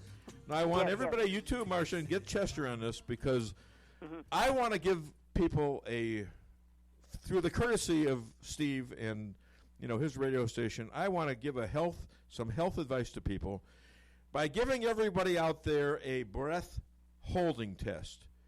In other words, if you can hold your breath for 10 seconds or over, that's one of the symptoms of COVID-19, not being able to do that. So everybody, I want you to get ready. When I say go, you take a deep breath, and I'll count down for you, okay? Okay. Or count up. All right. 1, 2, 3. 1, Mississippi. 2, Mississippi. 3, Mississippi. 4, Mississippi. 5, Mississippi. 3, Mississippi. 5, Mississippi. 6, Mississippi. 7, Mississippi. 5, Mississippi. 8, Mississippi. 9, Mississippi. 5, Mississippi. 10, Mississippi.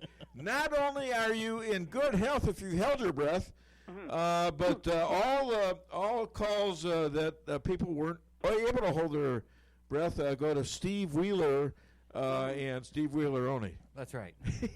And Dave, might I add that there is a system of breath exercises called the Bragg Superpower Breathing. Really? And I've been doing some of those, and those are excellent to do any time of day. It takes about 10 minutes. You start with just 1 or 2 and work up to a set of 10.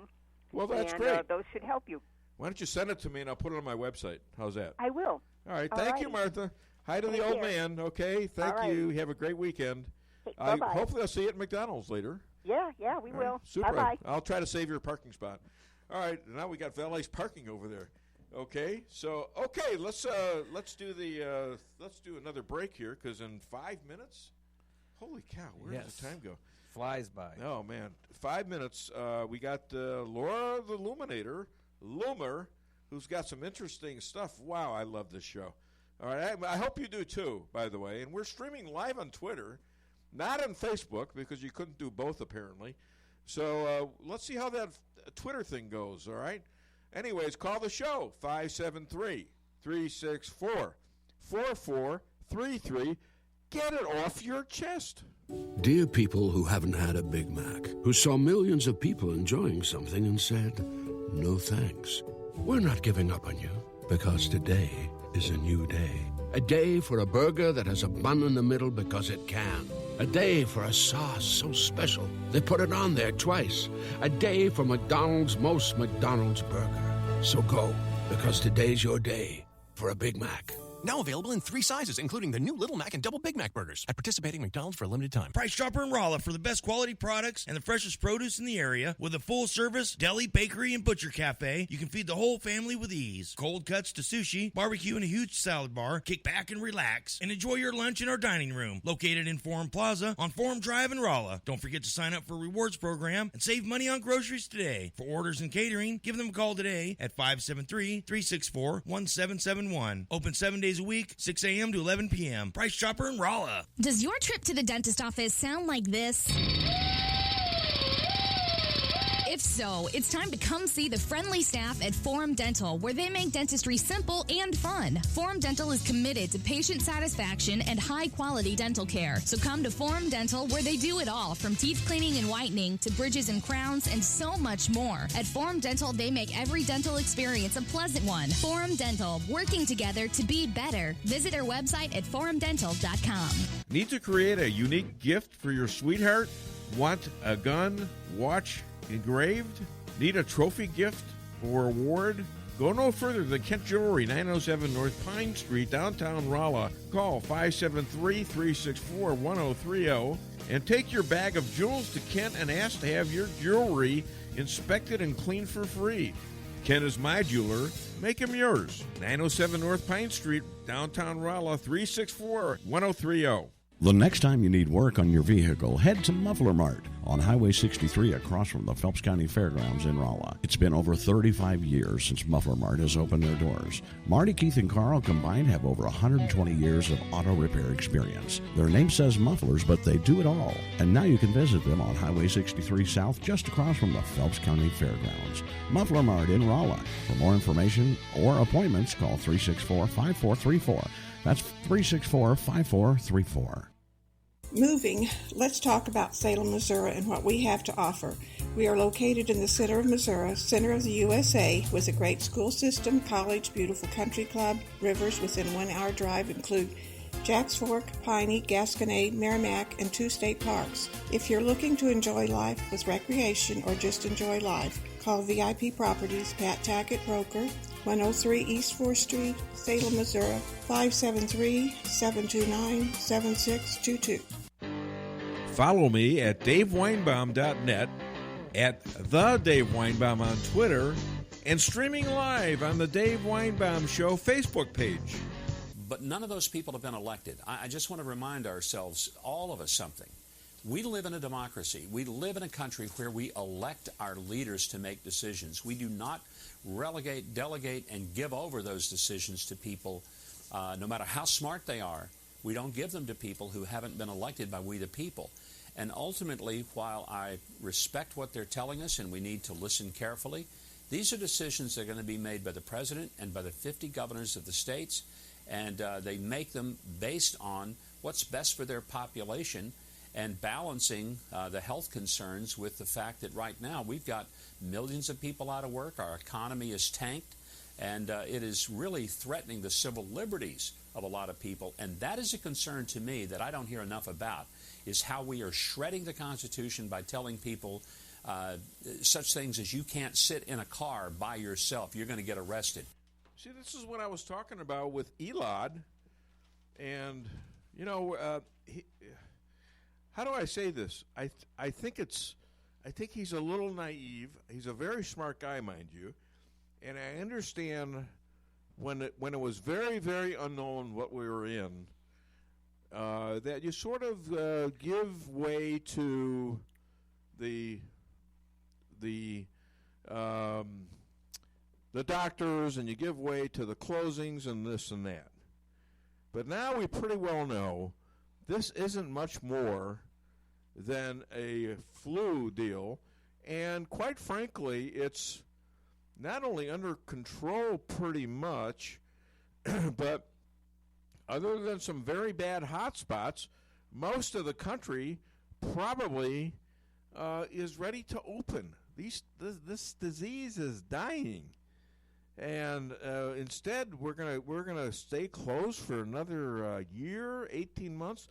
That's why you don't turn over the country to people who aren't elected. The liberals, some pretty smart liberals, some pretty high-up liberals, wanted to give control of the country to Fawcett and to Burks, the doctors, okay? That would have been a huge disaster. A huge disaster. All right, I think we're going to play our song right now for my next guest. And I heard a little chirping in the background. That must be her. Here we go.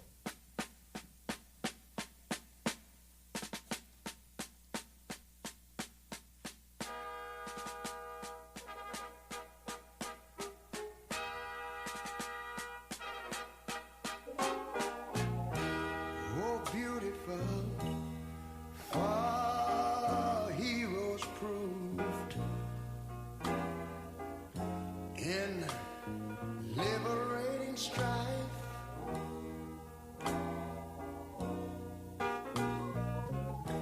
Who more than self their country loved, and mercy more than life.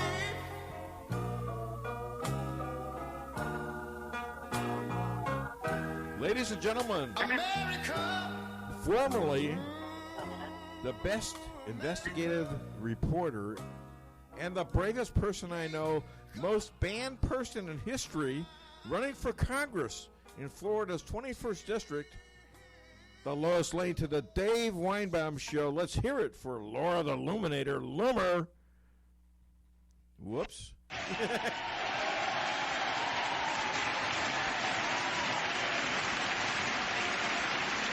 All right. Well, it was slow, but it was good. Okay, it was slow but good. Laura, how are you? I'm doing well. How are you? I'm good. Hey, how's your fundraising going versus Lois Finkel? It's going well. You know, the FEC reports just came out the other day, and for the third consecutive quarter in a row, I've managed to out-fundraise her, which is, pretty impressive, I'd say, given that she's a four-term Democrat incumbent and I'm a first-time candidate. And you're not on Twitter or Facebook, where people are always campaigning. So right. I hear a repeat on a reverb on my voice, and I bet you that's because we're being monitored. Do you think we're being monitored right now? Probably. I mean, yeah. Do you always think that when you're on your phone, that people are somehow listening to you? Are we insane? Well, maybe you are, but you know what? Well, maybe I am too. Hey, the only thing keeping me sane, however, is my ability to work at McDonald's, where I can direct traffic and drive-through outside, and golf. How are you doing?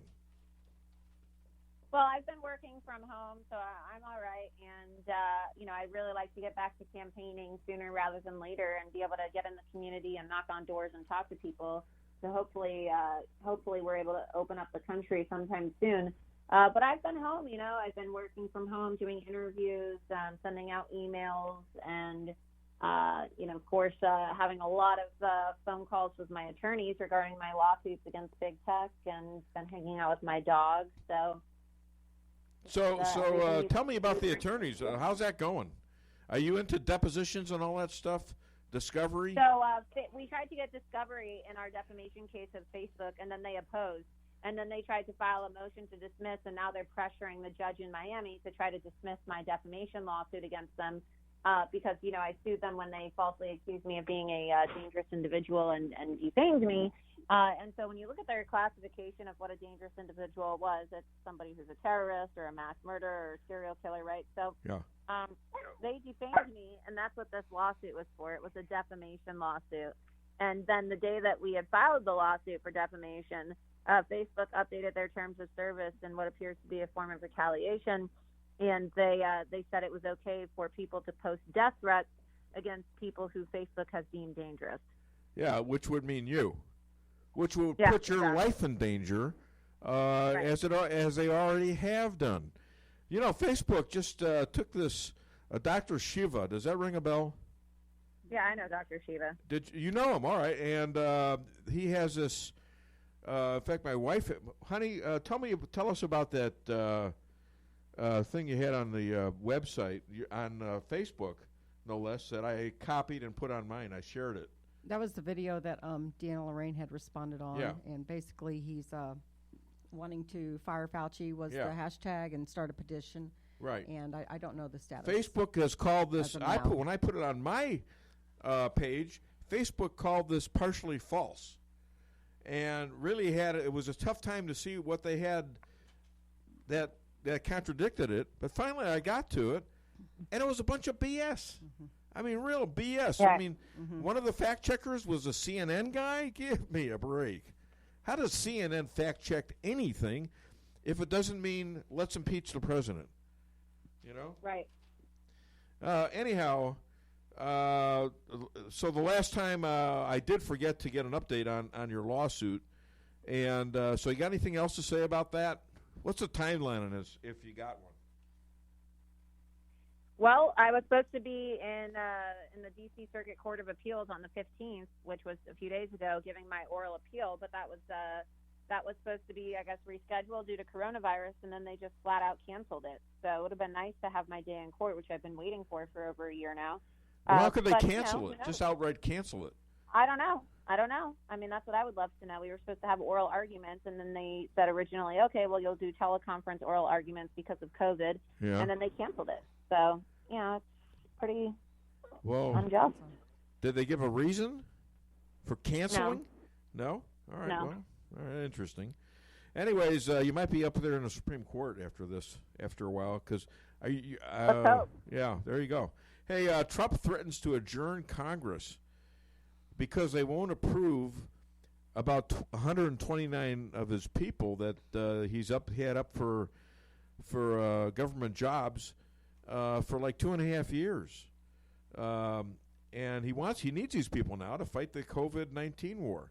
Right. So what do you think of that? What if you were in Congress? What would you be talking about? There's a lot of political games taking place right now, and you can see that just as the Democrats always do, right? Their motto is never let a crisis go to waste, and that's exactly what they're doing. They're not letting a crisis go to waste in the case of this pandemic, and they're playing political games. And instead of really working with Republicans to pass bipartisan efforts and legislation to help the American people who are really suffering right now. Mind you, while the American people are waiting on their stimulus checks and while the American people are suffering and struggling to pay their bills and feed their kids, these members of Congress who are playing these games, they're still getting their paychecks. They're still on salary, right? Yeah. Their paychecks and social distancing doesn't really affect them at all because they're still making money. And so, who knows? Maybe their salary should be halted until they can get their act together and actually get something done for the sake of the American people. Because I find it absurd. Good idea. It's absurd, but it's not going to happen. Who's going to stop their salaries except for them, and they're not going to do it? Well, I find it to be pretty disgusting that here they are playing these games. And one of the most disgusting things of all was, I don't know if you saw this video the other day, but Nancy Pelosi went on one of these late night talk shows, virtually, of course.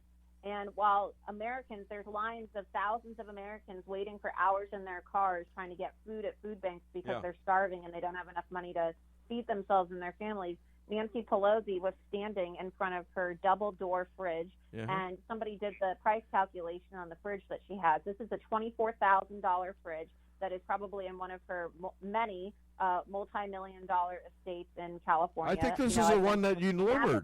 I think this was the place that you Loomered in Napa Valley, wasn't it? And then she opens it up, and while people are struggling to feed themselves, she's talking about how she's addicted to coffee and ice cream, and opened up her freezer and showed all of her expensive gourmet ice cream. I mean, these people are so $13-14 a carton, and there was a lot of chocolate in there too.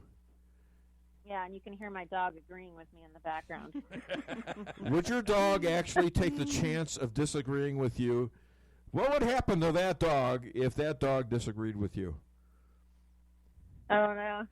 You got to meet her someday. She's so cute. Baby Loomer, that's what her name is. She's the cutest. Baby Loomer? Yeah, her name is Oh, my Baby God. Loomer. Do you consider what you did to me a couple weeks ago as loomering me? Did you Loomer me the other week? No, that That was just some friendly banter between friends. You don't want to get Loomer.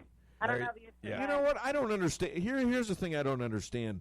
People you approach, used to approach, let's say, and you started asking questions, and every single one of them seemed to want to run away or avoid you. Why not answer the damn question? I mean, why didn't they just stand there and answer it? Yeah. I can't understand why. I mean, if you ask me nasty questions, I'd answer them. I mean, and I seen your work, and people weren't happy about being asked questions by you and all that stuff. They banned me because I expose their hypocrisy, and they don't like the truth, and I make them look bad with my questioning. So yeah, I guess so. But they'd look better if they answered, wouldn't they? Right, but they don't have answers because there's no justification for their behavior. Well, they just do what they just do what they do what the rest of the Democrats do. Make it up. Right. Here's this guy in New Jersey, the governor, Murphy. He's got all the liquor stores open and all the churches closed. So somebody asked him about that, and I can't remember who. And well, he says I think it was Tucker. According to the governor of Michigan, abortion clinics are essential services. But we just talked about that. Flag is being banned, so you can't sell the American flag, but abortion clinics are open for business. So it's interesting, isn't it? The way that these Democrats in government. Well, I just talked to Elad. You know Elad Hakim, right? I don't think I've ever met him. Oh, really? Okay. Anyways, he's a lawyer in Boca, and I'm trying to convince him to, support you. I think he probably will, but we were talking about the unconstitutionality of all that's going on here, and he's saying, well, it's kind of legitimate. And I don't know that it is at this point. I think it's getting to be that time is just about over. Yeah, nothing is legitimate when it infringes on the civil liberties and the Bill of Rights. Yeah. So, Tucker Carlson had one of these governors on the other night and was questioning him about why he is trampling the Bill of Rights. And he said, well, I really wasn't thinking of the Bill of Rights. And that's the problem, because when you take your oath as an elected official or a lawmaker of this country, whether you're a governor, U.S. congressman, congresswoman, a mayor, whatever your position may be, right? You take an oath to uphold the rule and the law of the land of the United States of America, which is the United States Constitution. Yep. And so all of your actions and all of your behaviors and all of your directives as a representative, you need to be thinking of the United States Constitution, because without it, what are we? Exactly. Hey, Laura, other than DaveWeinbaum.net, where can people find you and contribute? You can go to my campaign website, LauraLoomerForCongress.com, and that's where you can make a donation. And officially today, there's only 200 days left until the November election. And so I need to raise about $6,000 a day, and I'm calling on everybody to go to LauraLoomerForCongress.com and make a donation today and encourage others to do the same, whether it's $1, $5, $10, $100, or $5,600 like you gave to my campaign, whatever people can afford, please donate to my campaign. Laura, my show is so popular that my number one caller is spam risk, and my number two is unknown caller. I mean, I get so many calls from these. It's incredible what I get from these people. I'm lonely, but I'm not that lonely. Anyways, I have a wife. What do you mean I'm lonely? Oh, don't get started. You're gonna be. Oh, she's got a shirt on that says, I haven't decided.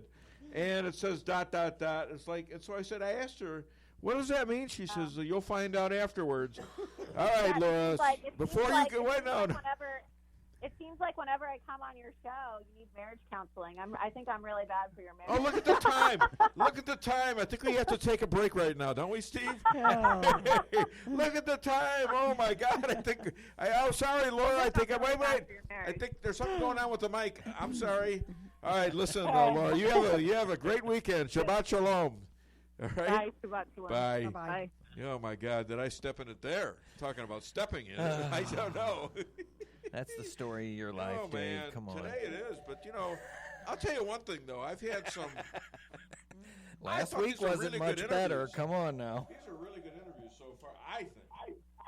Hi there. Welcome to the Dave Weinbaum Show. What's your name? Where are you calling from? Hey, Dave, JL. Hey, JL. What's happening, my man? Oh, it's raining. But you knew is? that. No, I didn't know. I thought it stopped. I thought it stopped. Well, maybe it did anyway. Hey, I had to turn around and Steve is keep telling me you can't talk if it's not in the microphone. They can't hear you. So I'm trying to do that. Is that right? Yeah, I didn't know that. I thought it heard. I thought it kind of followed me around. You know. Well, dog my cats. That's amazing, isn't it? I know how that works. Huh? Yeah.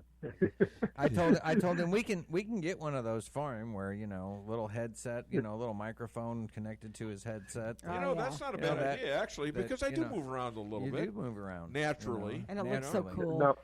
I got my feet hurt, and I don't want to sit down because I like doing the show standing up. You know why? Because I feel like I can see everything. You can't manage what you can't see. And I'm not like I'm managing you, but I'm looking at the clock all the time. I'm trying to figure out timing and stuff. You want to know the real truth, dude? What's that? Our JL. He wants to be up on his feet, so he's the first one out of the door, okay? In case I do say something that offends Steve, Well, no, I'm talking about, people looking in the window. Oh, well, he's got me. This is not good because he's got me with my back to the window. That's right. You're my body shield. Exactly. I'm his body armor, for God's sakes. Oh, this is not good. All right, we shouldn't tell people that. No, he's pretty sharp then. Smart man. Oh, he's not a dummy. I'll tell you that. He's not a dummy. No, I know Steve now, and he's a very smart business person. I've known Steve, and I knew his father, and I mean, good people. Yay, high to a grasshopper. And his father, I found out recently, was one of my fans. He used to listen to my show a lot. I didn't know that. Yes, that was great. He was a great man. I wish. I knew his father's. I think it was almost his best friend, pretty well, Dave Embry. Yes. Yep. Yeah, actually, real quick, back in '60, when my dad graduated from dental school, Dave asked him if he can come up with $10,000. Dave Emery did. Asked my dad, if you come up with $10,000, we can get into these new franchises called McDonald's. There you go. So that's how much a McDonald's franchise was back in 1960. I believe it. And it was a big risk back then. You had all sorts of places opening up. Yeah. Henry's or something like that. That's what my dad turned down McDonald's in the late 50s to go into partnership with some guys who owned old Henry's. That was brilliant. He met with a guy. He met with Harry Sonnenfeld or something. He was the president of McDonald's at the time, not Ray Kroc. And he thought the guy was he was a con man. Kept asking for money, And so my old man smartly backed away from something that went totally bankrupt, and took him another 20, 30 years. When I got into business, I brought him down from Chicago, and he became a partner of mine. And now my son is a partner. So, awesome. Go figure. Anyways, what the hell do you want? Can you get to the point, please? I'm sitting here gibbering and jabbering, and I know I need a break.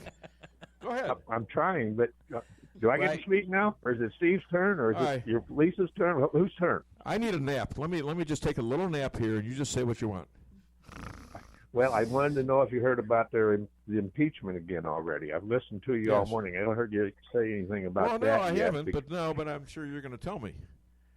Well, it's because of the World Health Organization. The Democrats want to impeach Trump again. I just got it early this morning, or I would have sent it to you. No, you didn't, because I didn't get it till like 8:30, 8:45. Okay. So what crime did he commit now? What impeachable act did he do? Stopping the money from America going to the WHO. Yeah. And how is that impeachable? They want to impeach him. They're telling him that he does not have that right. Oh. So they're pushing the impeachment again. And this was on the this came to me, Dave, from Messenger on President Trump's fan club. I'm signed up for that. You get all the late stuff, you know what I mean? But it just came in this morning that they're starting to impeach him again. Okay, well, I appreciate the news. Well, we'll see. Like I said, I would have sent it to you. When is this going to happen? I mean, we got an election in a couple months. Yeah, okay. Yeah, and they're trying everything, Dave. You know that. Them suckers, I get so disgusted with them, and Of course, but I believe they're losing the battle. They keep doing the things that make them lose the battle. It's incredible what they're doing, and nobody believes them anymore. Even their own people are turning anti. Even the average Democrat is going Republican, or staying a Democrat, but they're voting for Trump. You know, it's just nuts. All right, JL, what else you got for me, my friend? Well, Dave, what do you get when you cross a fish and an elephant? A fish, a tuna fin. Swimming trunks. What?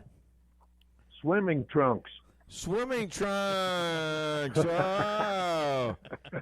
Hey, God bless you guys. Have a great weekend. Thanks for taking the call. Oh, my God. Thank See you. JL. I try to combat with them, but I know we're a little short of time. Well, actually, I couldn't think of anything at that moment.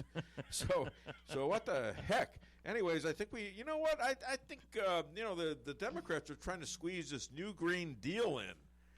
And they're trying to squeeze it in this bill now that people are going to starve if they they're just holding us hostage. So I think we need to hear from Clem and Cletus about the New Deal. Hit it. I'm in downtown Rolla, Missouri with a few natives. Clem and Cletus. Do you guys listen to the news? Well, I don't really listen to the news much. I do catch a little NASCAR every once in a while. Yeah, I catch that 5:30 news. It's that national news. Hey, Bernie Sanders is about to run against Donald Trump for president. He backs the new Green Deal. Are you guys in favor of this? Well, I like green. I mean, anything green is good, right? I mean, green is just good. I got a green truck. Well, yeah, you like that green truck too, don't you? Uh-huh, I do, because it goes fast. Well, let me tell you about what the new Green Deal under Bernie Sanders is. No cattle, no hogs, no fowl, no fish, no steaks, no ham, no catfish. Every building will be torn down to be rebuilt. But to pay for this, all you'd have to do is give the government all your property and all your cash. Are you okay with this? Hell no! No. You know, I think they kind of panicked when I did this interview. I must have caught them at a bad time or something. You know, I mean, they must have had a really great steak at Sydney's or something, or Colton's, and maybe even a double quarter pounder with cheese, because they did. Listen to these guys; they went at it for a long time. I mean, I don't think they're in favor of the socialists. Do you, Steve? Not at all. No. That's kind of strange guys too, aren't they? Yeah. Yeah. Well, average. But they're average for around here, right? Exactly. They live here, and they've lived here all their lives, and their families lived here all their lives. So I mean, they're from here. They're but they're salt of the earth kind of people. They're really good people. Uh-huh. Yeah. You ain't from around here, are you? Boy? Oh no! Now I'm getting scared. All right, everybody. While I check who that was, give me a call. And we're going to take a break, and we've got DeAnna Lorraine coming up very shortly. DeAnna Lorraine just retweeted by the president, causing 2 days of international intrigue and news. Call the show, 573-364-4433. Get it off your chest. If you're in the food business and your walk-in cooler quits, do you think you can call just any heating and refrigeration guy to fix it? Think again. Time is money, and you don't want to have to wait while an air conditioner repairman tries to figure out what's wrong. At Cox Brothers, food equipment repair is who we are. We have the specialized training and know-how to protect your expensive and fragile inventory while we repair your broken equipment. When you need food service repairs, go right to the experts. Cox Brothers Food Equipment Repair in St. James. We'll keep the hot side hot and the cold side cold. The Akar Real Estate sign in the yard is your first step to sold. Whether buying or selling, put the best team of realtors to work for you. Akar Real Estate is the top-selling real estate agency in 4 counties. They work diligently to make your real estate transactions happen. Independently owned and operated for over 12 years by Delek Akar, broker-owner. When you want results that move you, call the professionals at Akar Real Estate at 368-SELL. That's Akar Real Estate at 368-7355. Sales results obtained from Maris Incorporated. Welcome to the greatest rock and roll show on earth. Tonight's feature is Melrose Asphalt and Quarry, featuring their greatest hits, guaranteed low prices, guaranteed work, and their #1 hit, locally owned and operated. So call and get your tickets to the greatest rock and roll show on earth. Melrose Asphalt and Quarry, 364-9101. That's 364-9101. Melrose Asphalt is a local business and not an actual rock band. Of the multiple choices for investing advice, the Brummett team at Stifel is ready, willing, and able to form a plan to suit your needs. Member of SIPC and NYSE, the Brummett team has been in business for 30 years. Call 573-364-8930. That's 573-364-8930. My son Aaron and I are proud clients of the Brummett team. Let me ask you something, partner. What are you doing for lunch? Surely you can do better than one of those fast food places or something that comes out of a brown bag. Come on over to Colton's Steakhouse and Grill. Lunch can be fun, tasty, affordable, and quick. Colton's has a special lunch menu. Steak, chicken, seafood, salad, sandwiches, and our Montana burger. Plus at lunch you get Colton's famous homemade yeast rolls. Now you got lunch plans at Colton's, where we know what's at stake. Colton's Steakhouse in Rolla. Fixing your computer should be as easy as learning your ABCs, right? Wrong. The easiest way to fix a computer is to take a hammer to it, but that doesn't fix anything. So go back to the ABC basics, or really just the A, like an A1 Tech of Rolla LLC. A1 Tech takes the stress out of repairs for you with quick turnaround on all electronic repairs. With mobile pickup and on-site services, including evening and weekends, A1 Tech will be sure to have you up and running as quickly as possible. Give them a call at 458-9175 or visit a1techofrolla.com. This is Rick Miller at Null & Son Funeral Home in Rolla. Since 1924, Null & Son Funeral Home has had the honor of serving families throughout Phelps County. Today, families can select a funeral service, burial, or cremation and have it tailored to fit their specific needs in order to honor the memory of their loved one in a personal and meaningful way. At Null & Son Funeral Home, we offer information that will help you make decisions that are just right for you and your family. Follow me at daveweinbaum.net, at The Dave Weinbaum on Twitter, and streaming live on the Dave Weinbaum Show Facebook page. What can you tell us about the state of John Durham's investigation? People have been waiting for the final report on what happened with this. What can you tell us? Well, I think a report, may be and probably will be a byproduct of his activity, but his primary focus isn't to prepare a report. He is looking to bring to justice people who were engaged in abuses if he can show that they were criminal violations, and that's what the focus is on. And as you know, being a lawyer yourself, building these cases, especially the sprawling case we have between us that went on for 2 or 3 years here, it takes some time. It takes some time to build the case. So he's diligently pursuing it. My own view is that the evidence shows that we're not dealing with just mistakes or sloppiness. There was something far more troubling here, and we're going to get to the bottom of it. So that was Bill Barr being interviewed by Laura Ingraham, and she is. We don't have a call. I know we don't, right? No. Okay. I get mixed up sometimes. Oh, so. I forgot to pull that down. That's all right. So in about 2 minutes, I just gave her like a 2-minute warning. We're supposed to have DeAnna Lorraine on, which should be really fascinating because she has been through an amazing amount of publicity. She's up to like 150,000 roughly in followers on Twitter. Everything she says now. I'm so jealous of her. Everything she says is like she's getting thousands and thousands of people retweeting and liking and new people getting on with her and stuff like that. You know what? And I bet you some people, because she was down a little bit. Yeah. Because she lost. She was running against Pelosi. And, right. And she's in the not primary. She's not experienced, and she lost in the primary. But I knew what kind of effort she was putting in. She was all out.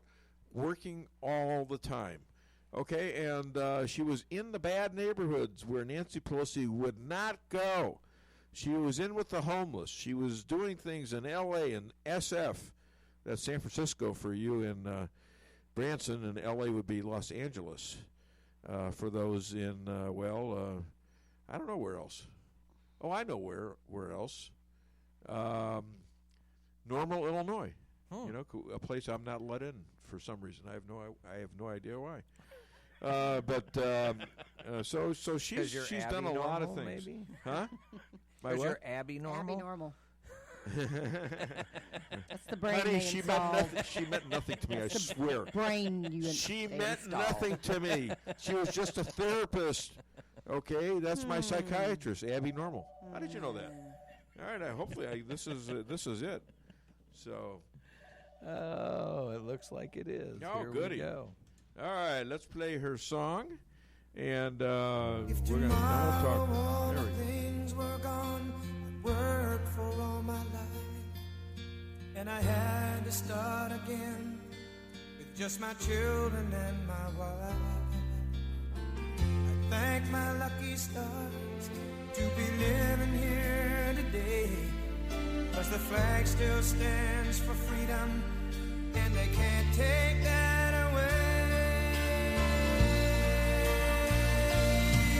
And I'm proud to be an American where it leads. Ladies and gentlemen, this woman is passionate about making America great again and making California great again. She's an author, speaker, and star of the Dave Weinbaum Show, and now the world. Please welcome the Spitfire Sicilian, DeAnna Lorraine. Oh, for somebody who just got retweeted by the president, you'd expect more. Oh, that's better. Yeah, there you go. Oh, my God. So, DeAnna, how are you? I'm great. How are you? Good. Hey, anything new happened to you last week or so? Yeah, I got retweeted by the president. What did you get? Wait a minute. Did you get a permanent or something, or isn't that what they call it? Did I get a what? You know, a hairdo. No, permanent. that doesn't happen A anymore. perm. That doesn't happen anymore. No. What do I know? I don't have any hair. She doesn't even have curly hair. I've had to cut my own hair for the last over a month now, like 6 weeks. I've had Oh to my cut my God. own hair, do my nails. I don't like it, but How are you yeah, surviving? I've not done anything, any outside help with my hair because of the coronavirus. But no, I had a tweet that got heard around the world, literally. Yes. Who notified you of that when it started getting out? Was I the one? I don't think so. No, Oh, make it up. Sorry. Oh, just make it up. All right. you did. I was one of the first ones. I know that. But go ahead. Yeah, it was like the Film Your Hospital stuff, a couple weeks ago when I did the hashtag Film Your Hospital. Yeah. And all of a sudden, that went viral too. And that was going on for a long time. And then this one, I've been suspicious of Fauci for a couple weeks now, at least. Yeah. And I did the hashtag a couple weeks ago, and it got some traction. But then on Sunday, I did it again, and it all of a sudden started getting a lot more traction. And then all of a sudden, President Trump retweeted it. Not only retweeted it, but with a comment, which that's even more. That's like it's incriminating for him because there's no way that he can. There's no plausible deniability, right? Yeah. He read it, he agreed with it, and he retweeted it with a comment. All of a sudden, boom! It was the talk of every news cycle. I could not believe that one hashtag, Fire Fauci, and one presidential retweet would be so much of the news. I mean, it consumed Sunday's news, Monday's news, Tuesday's news. It made its way into the press conference of President Trump, and he was asked about it, which was pretty cool. I'm thinking, hey, I really always wanted to go with these press conferences. Now I found a way to sneak in. And you were the subject of it. Yeah. I mean, they spent a lot of time on you. Yes, and what I liked about it too is that President Trump, when he was asked about it, he did not throw me under the bus. He did not deny it. He just said, "Yeah, she said that." And yes, I read it. He said, I read everything. I read it thoroughly, and I retweeted it. Well, and they said, why don't you know, I also heard from the rabbi about this because it was in the Israeli media. It was Wow. on Israeli TV. Okay, so it's interesting. A lot of people agreed with me. Okay. I mean, you know, whether Trump will openly admit to it right now. And by the way, Yeah. I wasn't expecting him to, because that would put him in a compromising position right now, and it's it just wouldn't look very good for optics if he just suddenly fired Fauci just based on one of his supporters' tweets. But you he know, was I mean, that's not look good. he was sending a message, wasn't he? When he retweeted you and didn't say nothing about it for a while, and let that thing out there, he was saying something to Fauci. What do you think it was? I think it was saying that you're I'm suspicious of you too. That I think that you may be part of the deep state. I don't really trust you. Yep. I don't trust that you have the best interests of Americans at heart. And I'm on to you. I think that's kind of what it was. Like, I'm on to you, buddy. I'm not going to do anything about it right now, but I'm on to you. I see you. I think that's what it was. And I think he wanted the world to know. He could have, he gets millions and millions of tweets, and he chose this one. He chose it.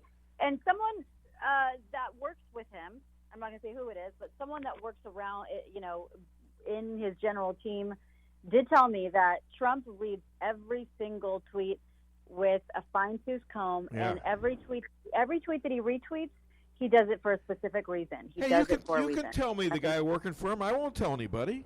Come on. All right. So what do you got against Dr. Fauci? I'll let you say that, but go ahead. A couple things. Number one, he's worked in the previous administrations of Obama and Hillary Clinton, and he's very friends with them. There's lots of photos of him, smoothing with Pelosi and Clinton and everything. And not that necessarily says anything, because, everyone in that circle can be taking pictures with people. But he is part of that crowd. He also has close ties to Bill Gates. And he has a lot invested in Bill Gates. And he has a lot to gain, especially financially, if there is a vaccine push. And he has a lot to lose if people get healthy through natural methods like hydroxychloroquine. He has more to lose. Just like Bill Gates and the globalists have more to lose with healthy people that recover instead of people, unfortunately, that die, and people that that are waiting and holding out for the vaccine. I don't like the fact that he just continues to push the vaccine as a cure-all. Like, we're going to just wait. We may not reopen the country for 8 to 18 months until a vaccine is created. Are you kidding me? No, that doesn't work. Yeah, and keep us closed until we get that, right? Yeah, exactly. No, that's not going to happen, and keep everything shut down. No, that should raise an alarm in everyone. And it's, Trump continues to push natural remedies for this. And what this is a strain of the flu. I'm not saying it's not serious. I'm not saying people don't die from it. But it is a strain of the flu, and this is an immune system illness. So Trump keeps on talking about the immune system and how to naturally bolster your immune system. Right. Any doctor who's worth their salt, who understands the immune system, should be talking about that. Vitamin C, hydroxychloroquine in the serious case, and sunlight and human companionship. Sunlight, yes, exactly. Oh my! Especially for older people. Older people are sitting in their homes, and maybe we just talked about this. You should get an Alexa or something to keep you company. Now, exactly, it's amazing. And Fauci keeps on poo-pooing that, and just keeps talking about the mandatory vaccine. Sorry, I said mandatory Freudian slip. I believe that's probably where it seems to be going. The direction of that. And why the hell are we trusting billionaire Bill Gates to be in charge of quote unquote saving the planet with a vaccine? And with why don't you tie them both to WHO, which is the World Health Organization? What's going on with that? This organization lied to us, and China lied to us, and they seem to be covering for China. Why should we give them $450 million bucks? And what are they? Exactly. What's their connection to these guys? Their they're connected to them too. They have things to gain with them. They're a part of that. They're all in cahoots together. You know, the World Health Organization, Bill Gates, you know, and now of course, guess what? They're putting on a big World Health Organization concert this Saturday with Lady Gaga, you know, Taylor Swift. All of these people are in cahoots together. It's all kind of a part of the club, and we're not in it. And Trump is not in it, and he doesn't want to be in it. He understands that they have things to gain from not keeping us healthy, you know. And who has nothing to gain is President Trump. So we need to be looking at, you know, who really benefits from some of these extreme measures that are being pushed on it. Who benefits from vaccines? Not us. Who benefits from mail-in voting that they keep pushing? Not us. Darn right. Who benefits? Who benefits from the country and economy being locked down? Not us. That's, you know, these are the deep state people that benefit from it. This is the left that benefits from it. And again, one more time, I'm just going to say, when we have restricted all our freedoms, and we have completely radically changed our lifestyle overnight. Yep. In the blink of an eye, we have been herded so easily into our homes on a global house arrest, basically. We have a right to question some things that are being told to us. And we certainly, I think, have a right to question who is telling us that. And we're basically lying all our trust and freedoms into one man, Dr. Fauci. This is one guy. Right. At least let's have an array of opinions, second, third, and fourth opinions, doctors of varying backgrounds on the team to give additional opinions, I think, since we're lying our trust in these people's hands. That's what I have to say. All right, Steve's wants to ask Well, no, our last caller was just telling us that news broke this morning about, you know, the impeachment of the president now has got all to do with what you were just talking about, the World Health Association. Yep, yeah. Now they're all up in arms because he's calling for that. He's criticizing World Health Organization, and they need to be criticized. And, you know, we have Bill Gates talking about how it's dangerous right now to cut funding from the WHO. Now they're doing the WHO concert on Saturday. You know, it's all you know, coordinated. And there's a lot of people, a lot of players in it together, quote unquote, in it together. But, you know, we're not. And we have to question what their agenda is. Now, you asked a question on Twitter. And by the way, you should go and follow. How is your Twitter? Your Twitter seems to be overwhelmingly bigger than when you just a couple of months ago. Am I wrong? You're not right, actually. I mean, you're not wrong. About 177,000 followers. Wow. You want to add me to DeAnna with the number for Congress because there's a lot of action every day on my Twitter. That's for sure. I know. Tweets that start the news. You're so popular. I'm so jealous. Well, no, I'm not, actually. Voice my opinion. Yeah. Well, you know what? I knew all that hard work that you did trying to get rid of that evil witch was going to come back to help you a little bit because God knows you deserve it because of your effort. So if you could snap your fingers, I don't know where I heard this, but if you could snap your fingers and have one politician removed from office, who would you pick? Pelosi, of course. There you go. Why? Because she's so anti-American. I mean, she goes against everything that President Trump says and everything that is good for America. Did she not invite you to her house to share in the chocolate and the special ice cream that she has in her $24,000 refrigerator and freezer? Probably a bar and a restaurant in there too. $24,000. What the hell do you do with a $24,000 refrigerator? I know. Yeah. Crazy. Yeah. It's insane.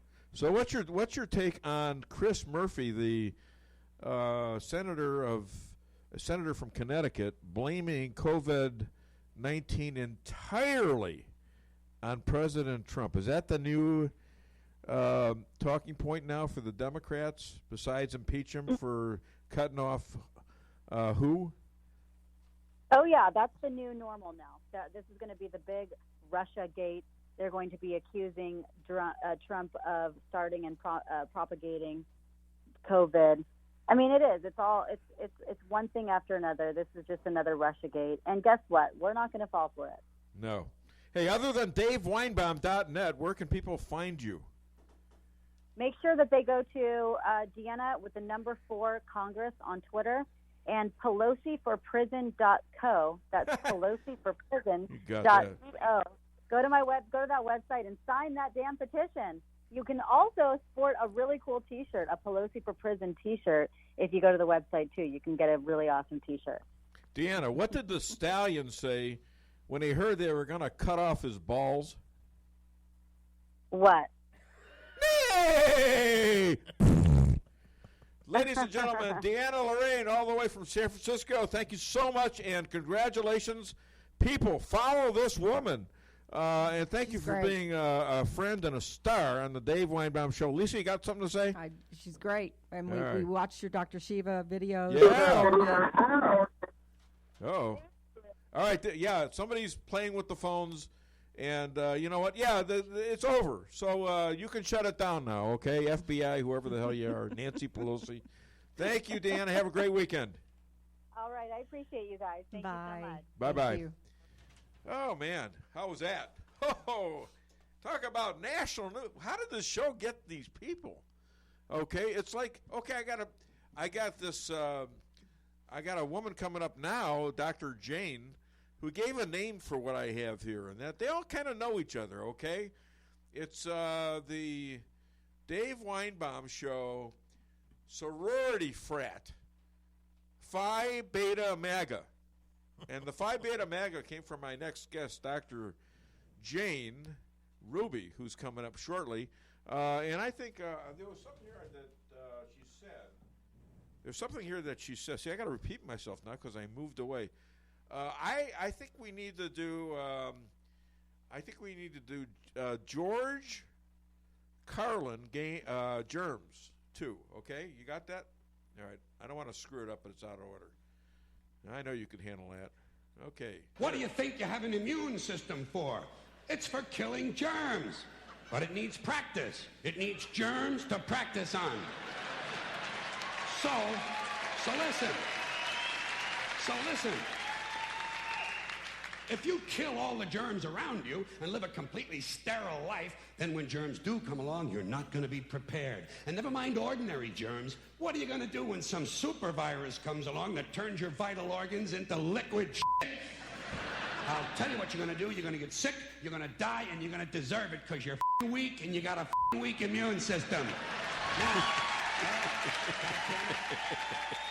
okay, you know, he was not a medical doctor, was he?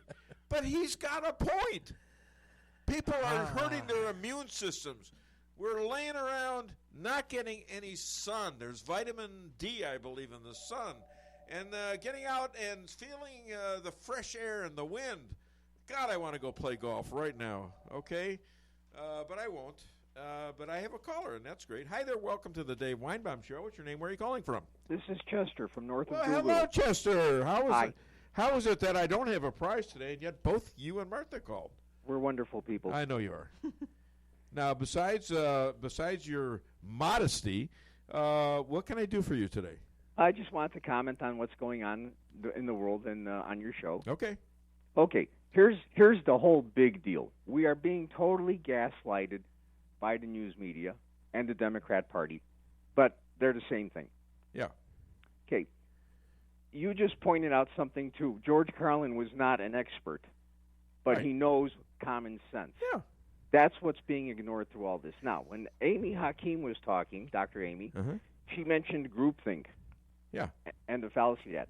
Trump does not do that.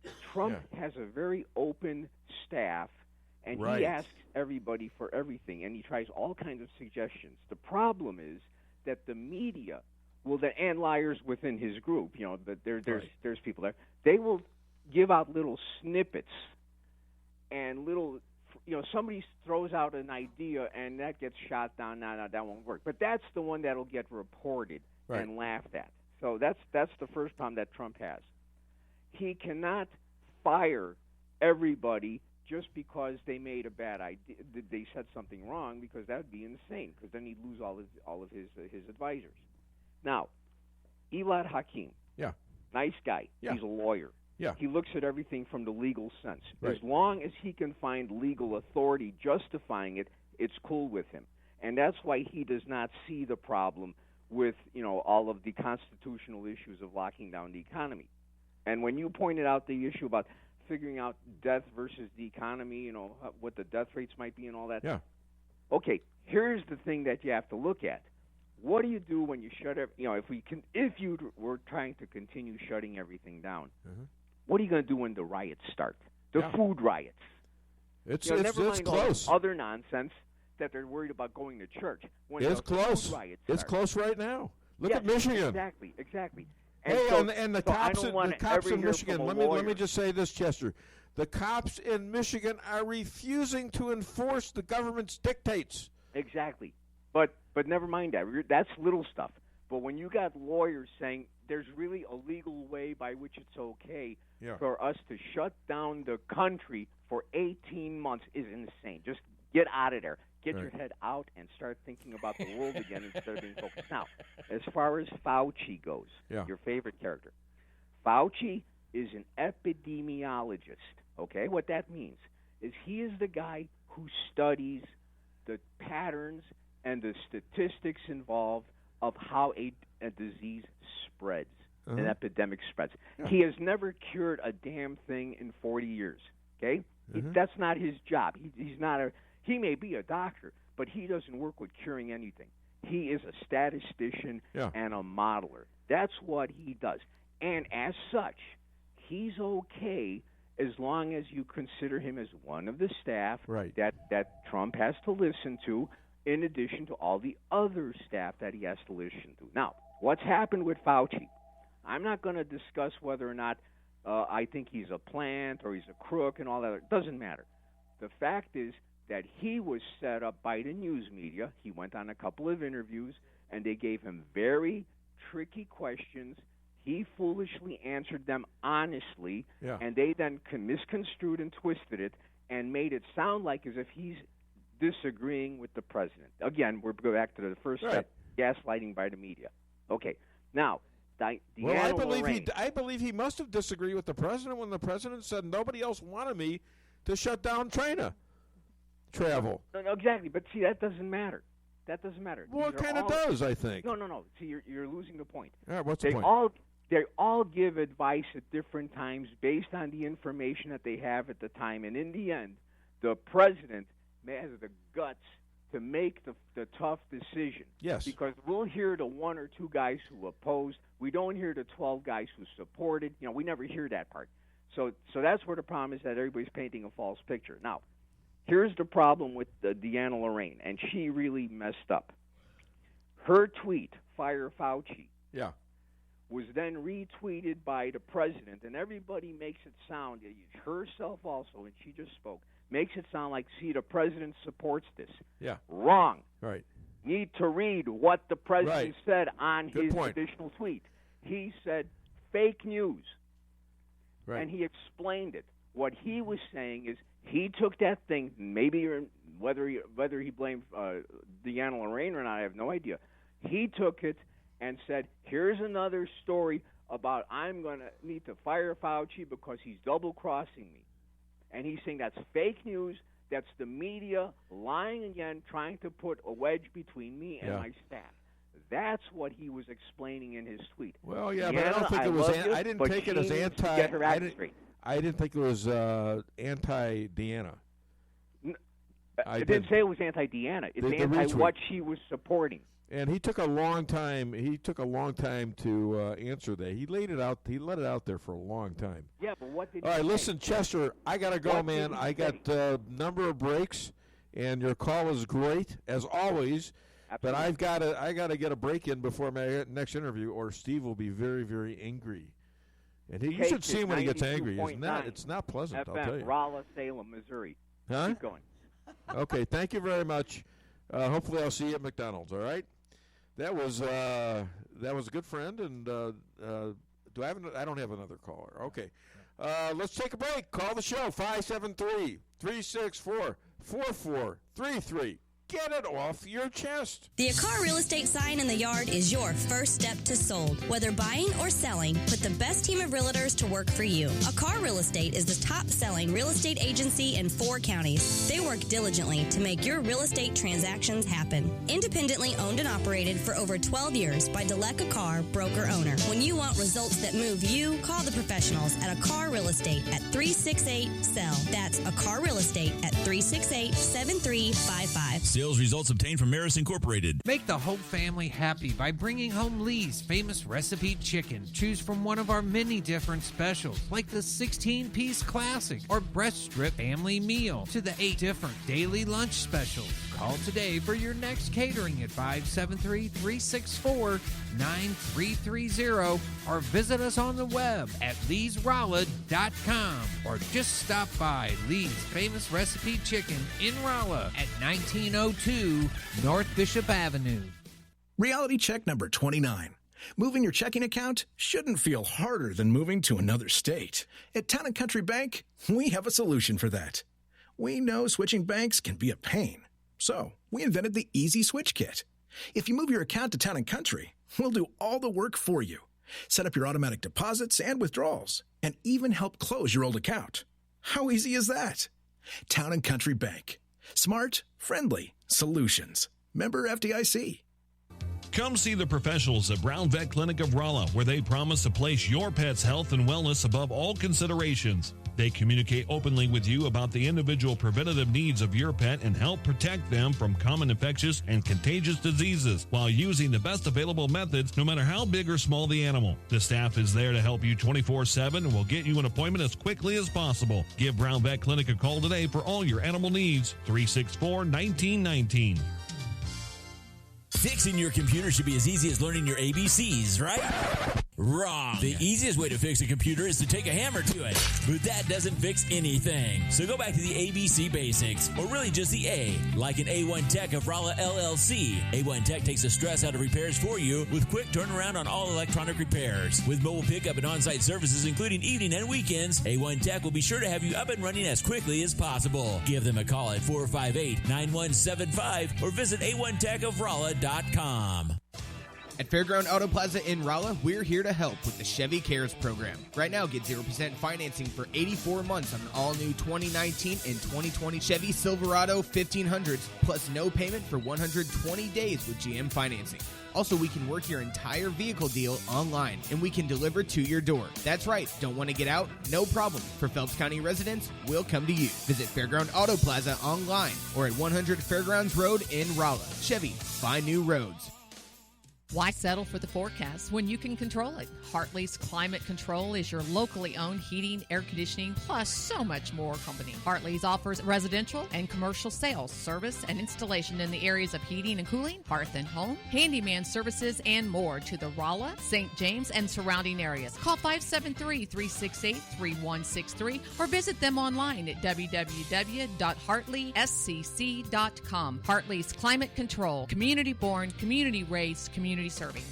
Owning a business can be tough, and knowing what insurance you need can be confusing. Help is here with the Daniel & Henry Company. Daniel & Henry Company is an independent insurance broker providing a full range of risk management and insurance products and services for clients locally, nationally, and internationally. They find cost-effective solutions for your business and personal needs, from work comp, general liability, property and auto, and all points in between. Protecting your business is their business. Call Richard Boyette at the Daniel & Henry Company today, 314-444-5011.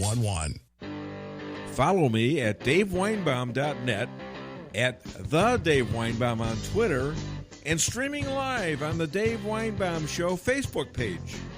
And if people broke the law, and we can establish that with the evidence, they will be prosecuted. The president is very frustrated. I think you obviously know that about Andrew McCabe. He believes that people like McCabe and others just were able to basically flout laws, and so far with impunity. I think the president has every right to be frustrated, because I think what happened to him was one of the greatest travesties in American history. Without any basis, they started this investigation of his campaign.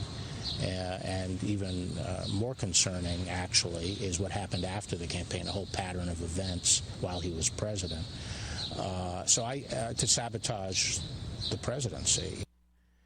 You know, he can't go back on. How does he get out of not indicting these people when he actually names them? How do you do that? I mean, we know they lied. Oh my goodness! 2, please. I thought it was I thought it was something else. I thought it was like something dropping from the sky. No, I thought it was like a prophylactic. Okay. You know, isn't that what that is? I don't know. All right, this is Ruby Jane, right? All right. Play her song, please. Play her song, yes. Please. Good morning, and here it is.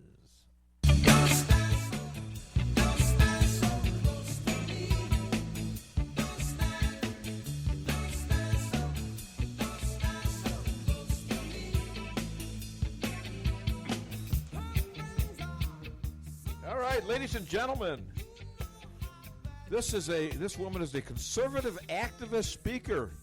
She's a health economist and host of Dr. Jane's DC show, one of the most connected people in Washington, D.C. And she has a scoop for us today. Please welcome Dr. Jane Ruby. Good morning, Dave Weinbaum. How are you? I'm good. I'm good. So, thank you. Something new happened in your life that I should know about? Well, Dave, the last time I was on your show, if you remember, I was Friday, March 27th, and I was on my way to a checkpoint to have a coronavirus test.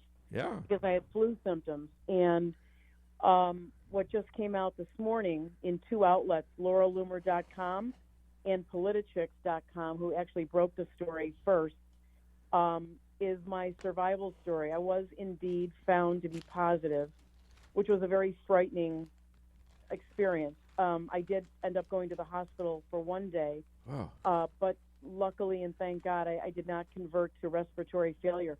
But the bigger story of my story, Dave, is not that I survived. Thousands of Americans have survived, thank God. The virus is real. What the story is of my story is that Democrat governors, and I have proof, are blocking access to the treatments that President Trump is trying to push forward to save Americans. They are blocking. While President Trump is telling everyone every night, I've got this secured for you. We're getting increased stores of the hydrochloroquine drug and all these, and even the new drug that just came out, I believe, the remdesivir, the antiviral. Yeah. Good luck, my friend. So why are they why are they doing this? What's the motive? The motive is to continue this, which I think goes back to the earlier issue that Senator Tom Cotton brought out, and I followed him with it in February, and that is that this was an economic bioweapon to take down President Trump and our economy. And it is working to some degree, but the president. So do you think this was done intentionally by the Chinese? 100%. In cooperation, 100%. Maybe with the Democrats. And look at how the media, the mainstream media, and the Democrats are shilling for the Chinese Communist Party and everything they do and protecting them. And you guys tell me. Right. Well, how else? Look, they say they now have proof that this illness did not come out of the wet market, which is maybe a couple, miles or blocks away from the laboratory in Wuhan, that somehow it got out by accident with a person who got the disease.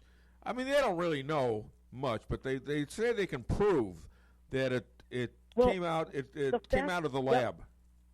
The fact that Brett Baer is reporting it on Fox, the fact that Tom Cotton is still talking about it, the fact that our own Secretary of State Pompeo is now saying we are getting more and more information that this was, created in a lab, and right now they're saying it was an accident. I don't buy the accident.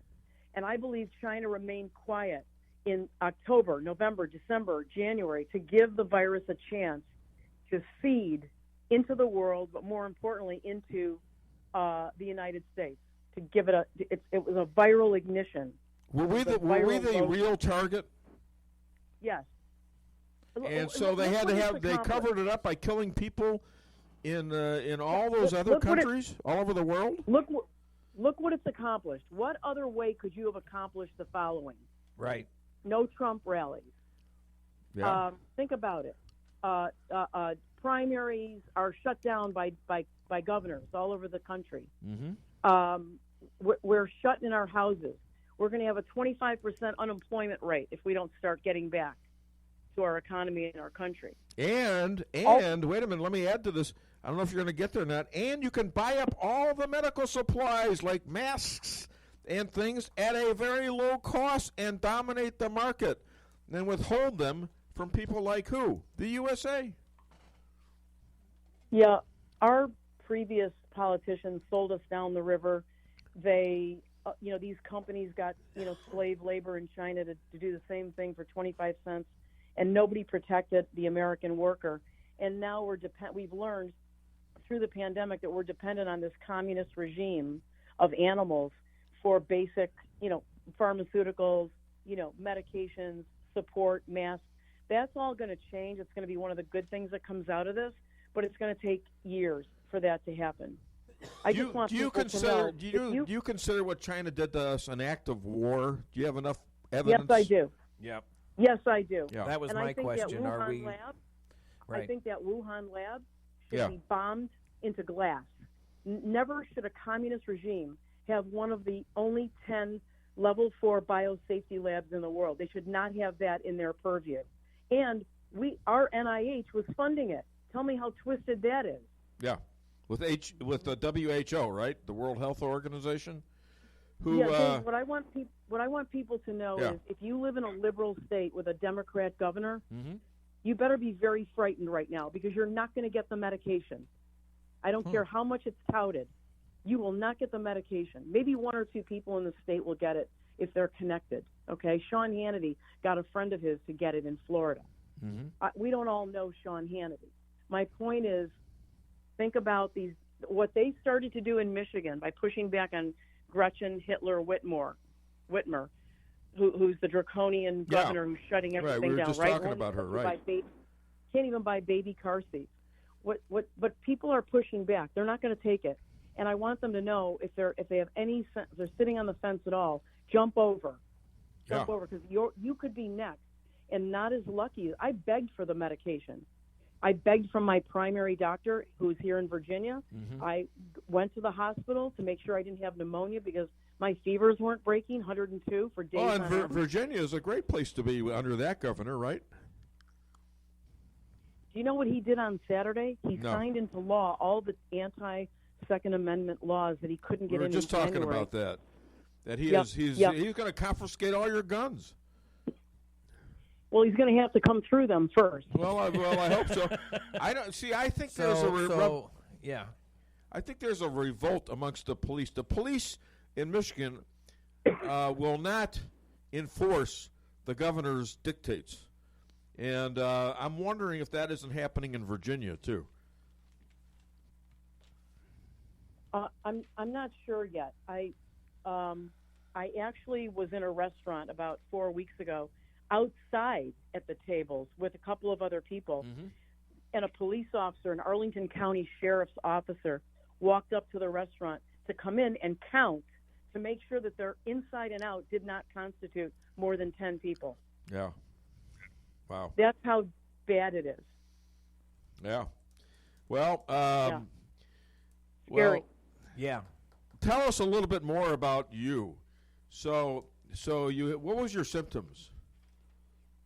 Well, I 2 days before I was on your show, I started to get, I was feverish, very typical flu symptoms. You know, the difference between the flu and a common cold is that a cold comes on over days. The flu generally comes on very quickly over hours. And I knew very quickly on Wednesday, the 25th, that I was coming down with something. I had a fever. I had headaches. The next morning on Thursday, I had a fever of 102 upon arising. Something was raging. And sore throat. I don't get headaches. I'm not a headache person. I had migraine level type headaches. Friday morning, called the doctor. As you know, I did your show as I was on my way to get tested. And the rest of, until I got the word, 10 days later, by the way, it took to get the result. Wow. I was fighting, fevers, cough, just the flu on steroids, so to speak. Mm-hmm. I never had difficulty breathing, and as a licensed medical professional, I was reassured. I had my own stethoscope. I was listening to my lungs, but I couldn't reconcile these 102 fevers. So I went were to you the short hospital. of breath a lot? No, I was not short of breath a lot. That's what gave me some hope. Yeah. And I was encouraged by family and friends to go to the hospital, and so I had an ambulance take me to the hospital. And that was the second bombshell, because I said to the doctor, I'm positive. I've been 15, 16 days with high fever. Nothing is stopping it. Yeah. Give me the drug. Give me the medication. What do you have to lose? Right to try. Right. And she whipped around, and she was just as brusque as my physician was on the phone. And she said, there's no proof that works. We're not using that here. Who the hell cares? What Exactly. are these doctors doing? What if I want it? Right. What if I Where want do these it? orders come from? I'll tell you where they're. I'm glad you asked me that, Dave. The orders are coming from the State Department of Health in every state. Guess who runs and who's responsible for the state's Department of Health? Take a guess. The CDC. Your governor. Your governor. Okay. Really? Your governor. And I know that from my work in pharma managed care, okay, because I would always deal with the departments of health, and their dictates came from their governor. Wow. Okay, yeah. so your prognosis is what? Are you contagious now? Are you?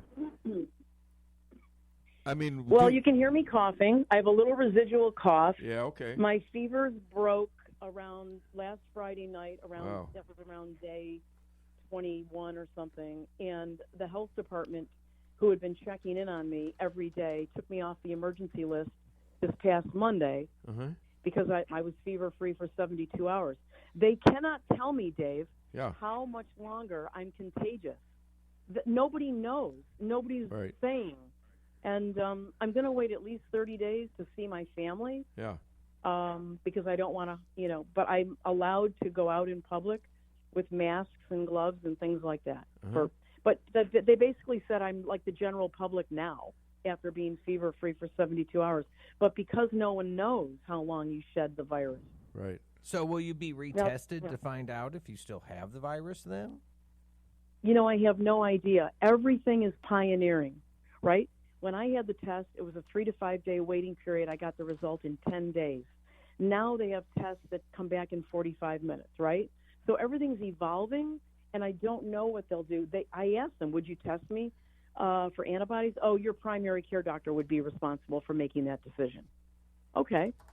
The only silver lining, if there is one, is that I would likely expect that I'm building antibodies now, and that within 2 to 4 weeks I would at least have some ability to help my family if they got sick with this. Correct. Sure. All right. Hey, listen, I want to thank you for this, for naming the Dave Weinbaum Show sorority frat called Phi Beta MAGA. That was you. And I kind of like that because everybody seems to know each other. I was just on the phone with DeAnna and, Dr. Amy Cooper Hakim. Anyways, where can people find you? Well, they can find me on Twitter at Dr. Jane DC, Dr. Jane Ruby. I've got my website. I'm going to load up the article on there, but in the meantime, you can find it at lauraloomer.us or at politichicks.com, and you can read what happened and see some photographs around it. But I want people to understand you're going to have to start fighting now if you want any kind of treatment. And beware of these Democrat governors. They're going to keep these states shut down to sabotage President Trump and the renewal of our economy. Yeah, in fact, I'm not so sure that they don't want the death thing to go up. I think they're that nasty, okay? Hey, Dr. Jane, what do you do You're absolutely if your computer breaks down in the hood?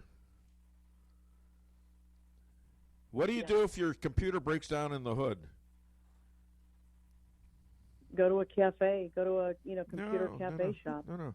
Go to the library. No. Here's what you do if your computer goes down on the hood. You rebooty. Okay? Rebooty. Ladies and gentlemen, this woman has survived hell. And more. Just to call this show, and I'm very happy that I you're love on, you guys. that you're on the other end of this thing, I hope. Okay? So God bless you. Yeah, thank you. Dr. Jane, and thank you for being a star in the Dave Weinbaum Show. See you later. Yeah. Stay healthy, honey. Wow. Okay, bye-bye. Hi there. Welcome to the Dave Weinbaum Show. What's your name and where are you calling from? It's your buddy Adolf. Hi, Adolf. How you doing?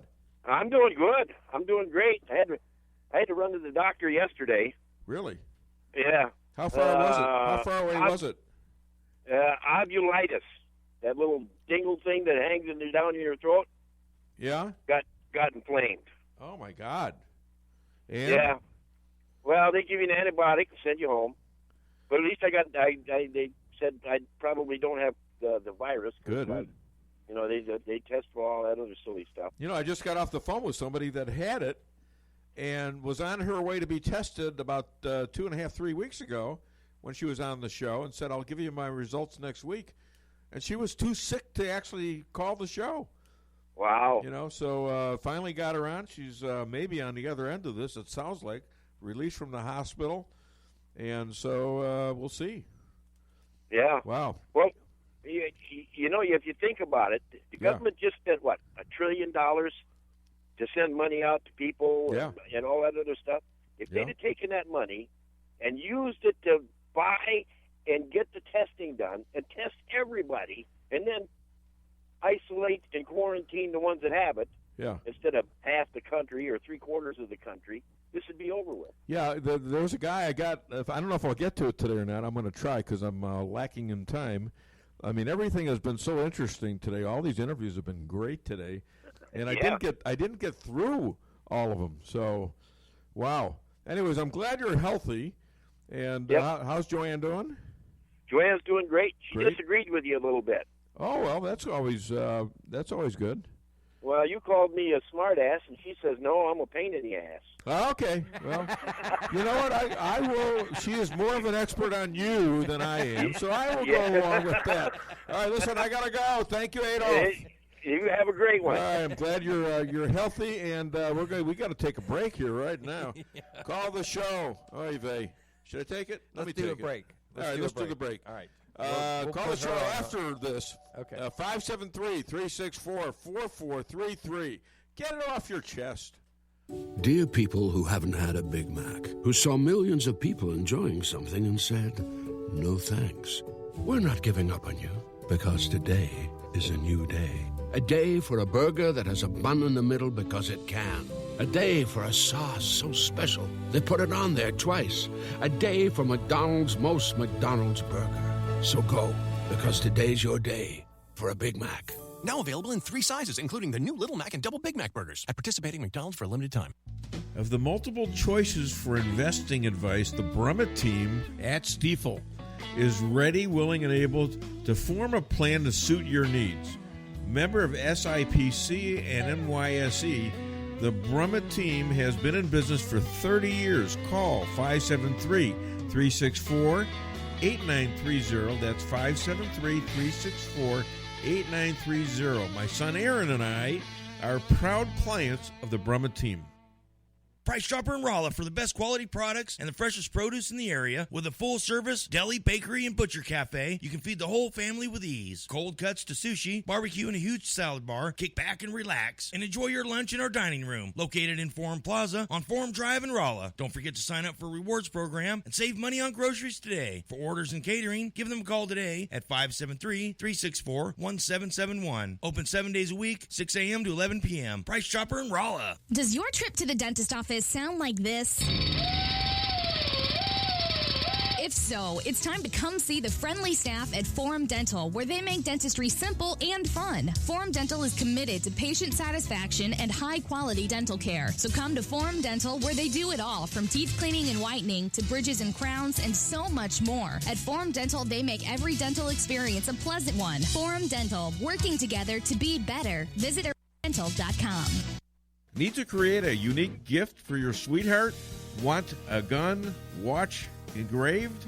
Need a trophy gift or award? Go no further than Kent Jewelry, 907 North Pine Street, downtown Rolla. Call 573-364-1030 and take your bag of jewels to Kent and ask to have your jewelry inspected and cleaned for free. Kent is my jeweler. Make him yours. 907 North Pine Street, downtown Rolla, 364-1030. It's been over 35 years since Muffler Mart has opened their doors. Marty, Keith, and Carl combined have over 120 years of auto experience. The name says Muffler Mart, but they do it all. Thousands of customers have done business with Muffler Mart because they do what they say they're going to do. Woo! The next time you need work on your vehicle, head to Muffler Mart on Highway 63 South, across from Phelps County Fairgrounds in Rolla. For appointments, call 364-5434. That's 364-5434. Muffler Mart in Rolla. J.T. Colton was a steak-loving man, and his tradition of serving up the finest mesquite grilled steaks east of El Paso lives on today at Colton's Steakhouse and Grill. But lots of folks say it's our fun, casual, throw your peanut shells on the floor attitude that keeps them coming back again and again. Either way, we're determined to keep you happy and to make JT proud. Colton's Steakhouse and Grill. We know what's at stake. Colton's Steakhouse in Rolla. Owning a business can be tough, and knowing what insurance you need can be confusing. Help is here with the Daniel & Henry Company. Daniel & Henry Company is an independent insurance broker providing a full range of risk management and insurance products and services for clients locally, nationally, and internationally. They find cost-effective solutions for your business and personal needs, from work comp, general liability, property and auto, and all points in between. Protecting your business is their business. Call Richard Boyette at the Daniel & Henry Company today, 314-444-5011. Hi, I'm Pat Tackett, broker for VIP Properties with offices in Salem and Houston. We welcome you to stop by one of our offices and visit. If you have any questions regarding real estate with buying or selling, all agents with VIP Properties will be happy to help you with your interest. We have a wide selection of listings with residential, farms, commercial, recreational, even a few live water properties. In Houston, call 417-967-8888 or Salem 573-729-7622. Thanks and stop by. Follow me at DaveWeinbaum.net, at The Dave Weinbaum on Twitter, and streaming live on the Dave Weinbaum Show Facebook page. It's the president who is the decider, as George W. Bush once famously said, and I think that's what we recognize. The president was elected to lead the country. He'll make the decisions. But Fauci did downplay the significance of this in late January, early February. Let's remind ourselves it was the president who shut down travel from China based on concerns that folks from China, particularly in Wuhan, were going to bring that to the U.S. and the rest of the world. What would have happened had he not shut down? Hundreds of thousands of people coming from China when he did. Could have been much worse, much sooner. The solution is to test everyone, to take a fast test like the one that you just described, put it into a small disposable self-test device like those home pregnancy tests that they have at the dollar stores, and manufacture them by the hundreds of millions, which we have the ability to do, the Chinese have the ability to do, get everyone in the country to self-test, and then the carriers need to isolate.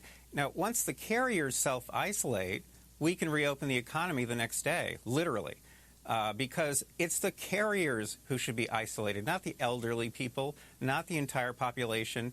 It's the carriers. And we have the technological and the industrial capability to make that happen. Is this amazing or what? We've got it. Right. You know, we've got it. We've got brilliant people in this country. Just like Dr. Jane was saying, if they'd only listen, and we can get rid of these Democrats who are trying to kill us, literally, just to make political points. You know, how sick is it? Would you please play number 2 extra?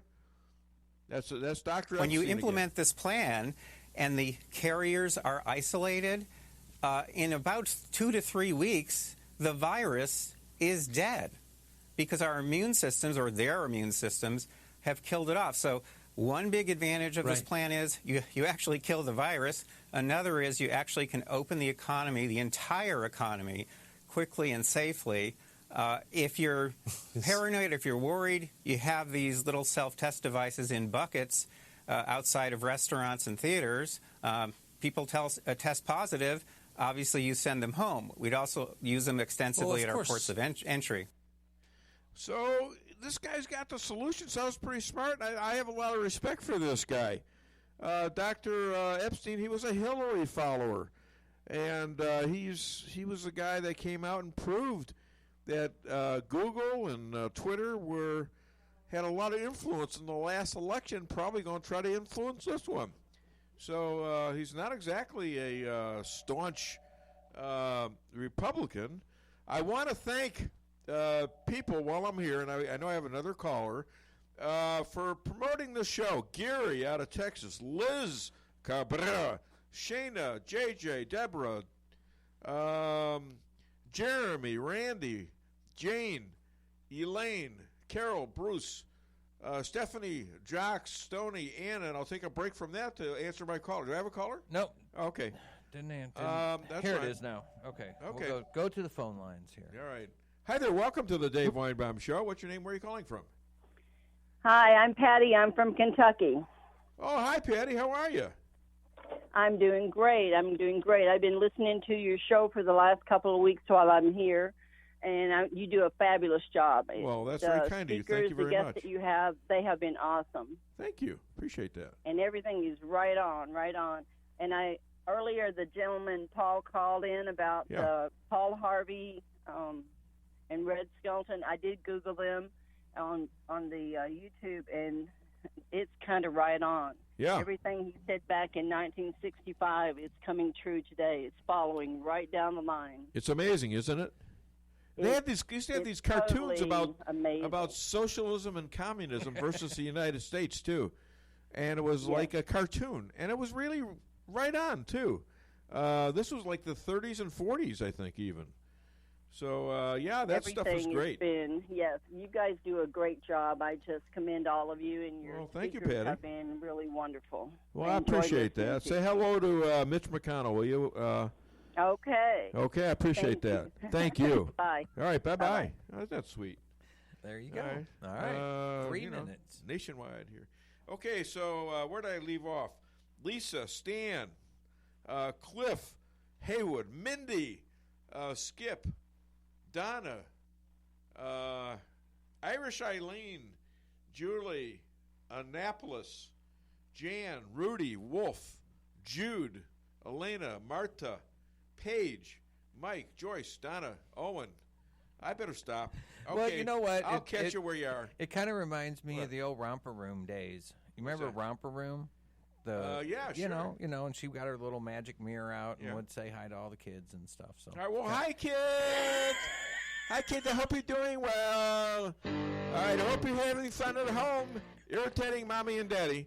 Well, don't be too hard on them, okay? Because it's tough. You know, everybody's loving it the first couple of days, but now I don't know. Not so much. All right, guys, talk to your congressman, talk to your governors, talk to your senators, your state legislatures, and let's do what we can to get this place open and get our rights back, for goodness sakes. Safely, yes. Right. In stages, yes. But don't let anybody destroy this country over this, okay? It's getting to be under control. All right? So let's do this, and let's do it together, okay? So I want to thank everybody listening today. I thought it was a pretty good show. I want to thank my guests. I thought they were terrific. Steve did a great job on the board, and every once in a while with a wise comment to the folks. And my lovely bride, who is, I guess she ran out of here. I don't know what the hell she's going to decide to do to me today. I think There's always something. She's back there giving Jesse some direction. Okay, all right. Well, we're going to So check you're getting a break right now. Check basically. the website. What is my website? DaveWeinbaum.net. There it is. You know, I lose everything about now because I'm really. You got 45 seconds left. I have about 3 hours of intelligence, and then it goes. My intelligence factor it might be over 200, when I start the show, it's about 63 right now. Okay? I don't know where it goes, but I really put a lot of intelligent energy into this. And I thank God that I've got this. I mean, it's been a blessing for me, and of course a blessing for my wife too. So you have a great weekend. I'll be here for another edition of the Dave Weinbaum Show, God willing, next Friday.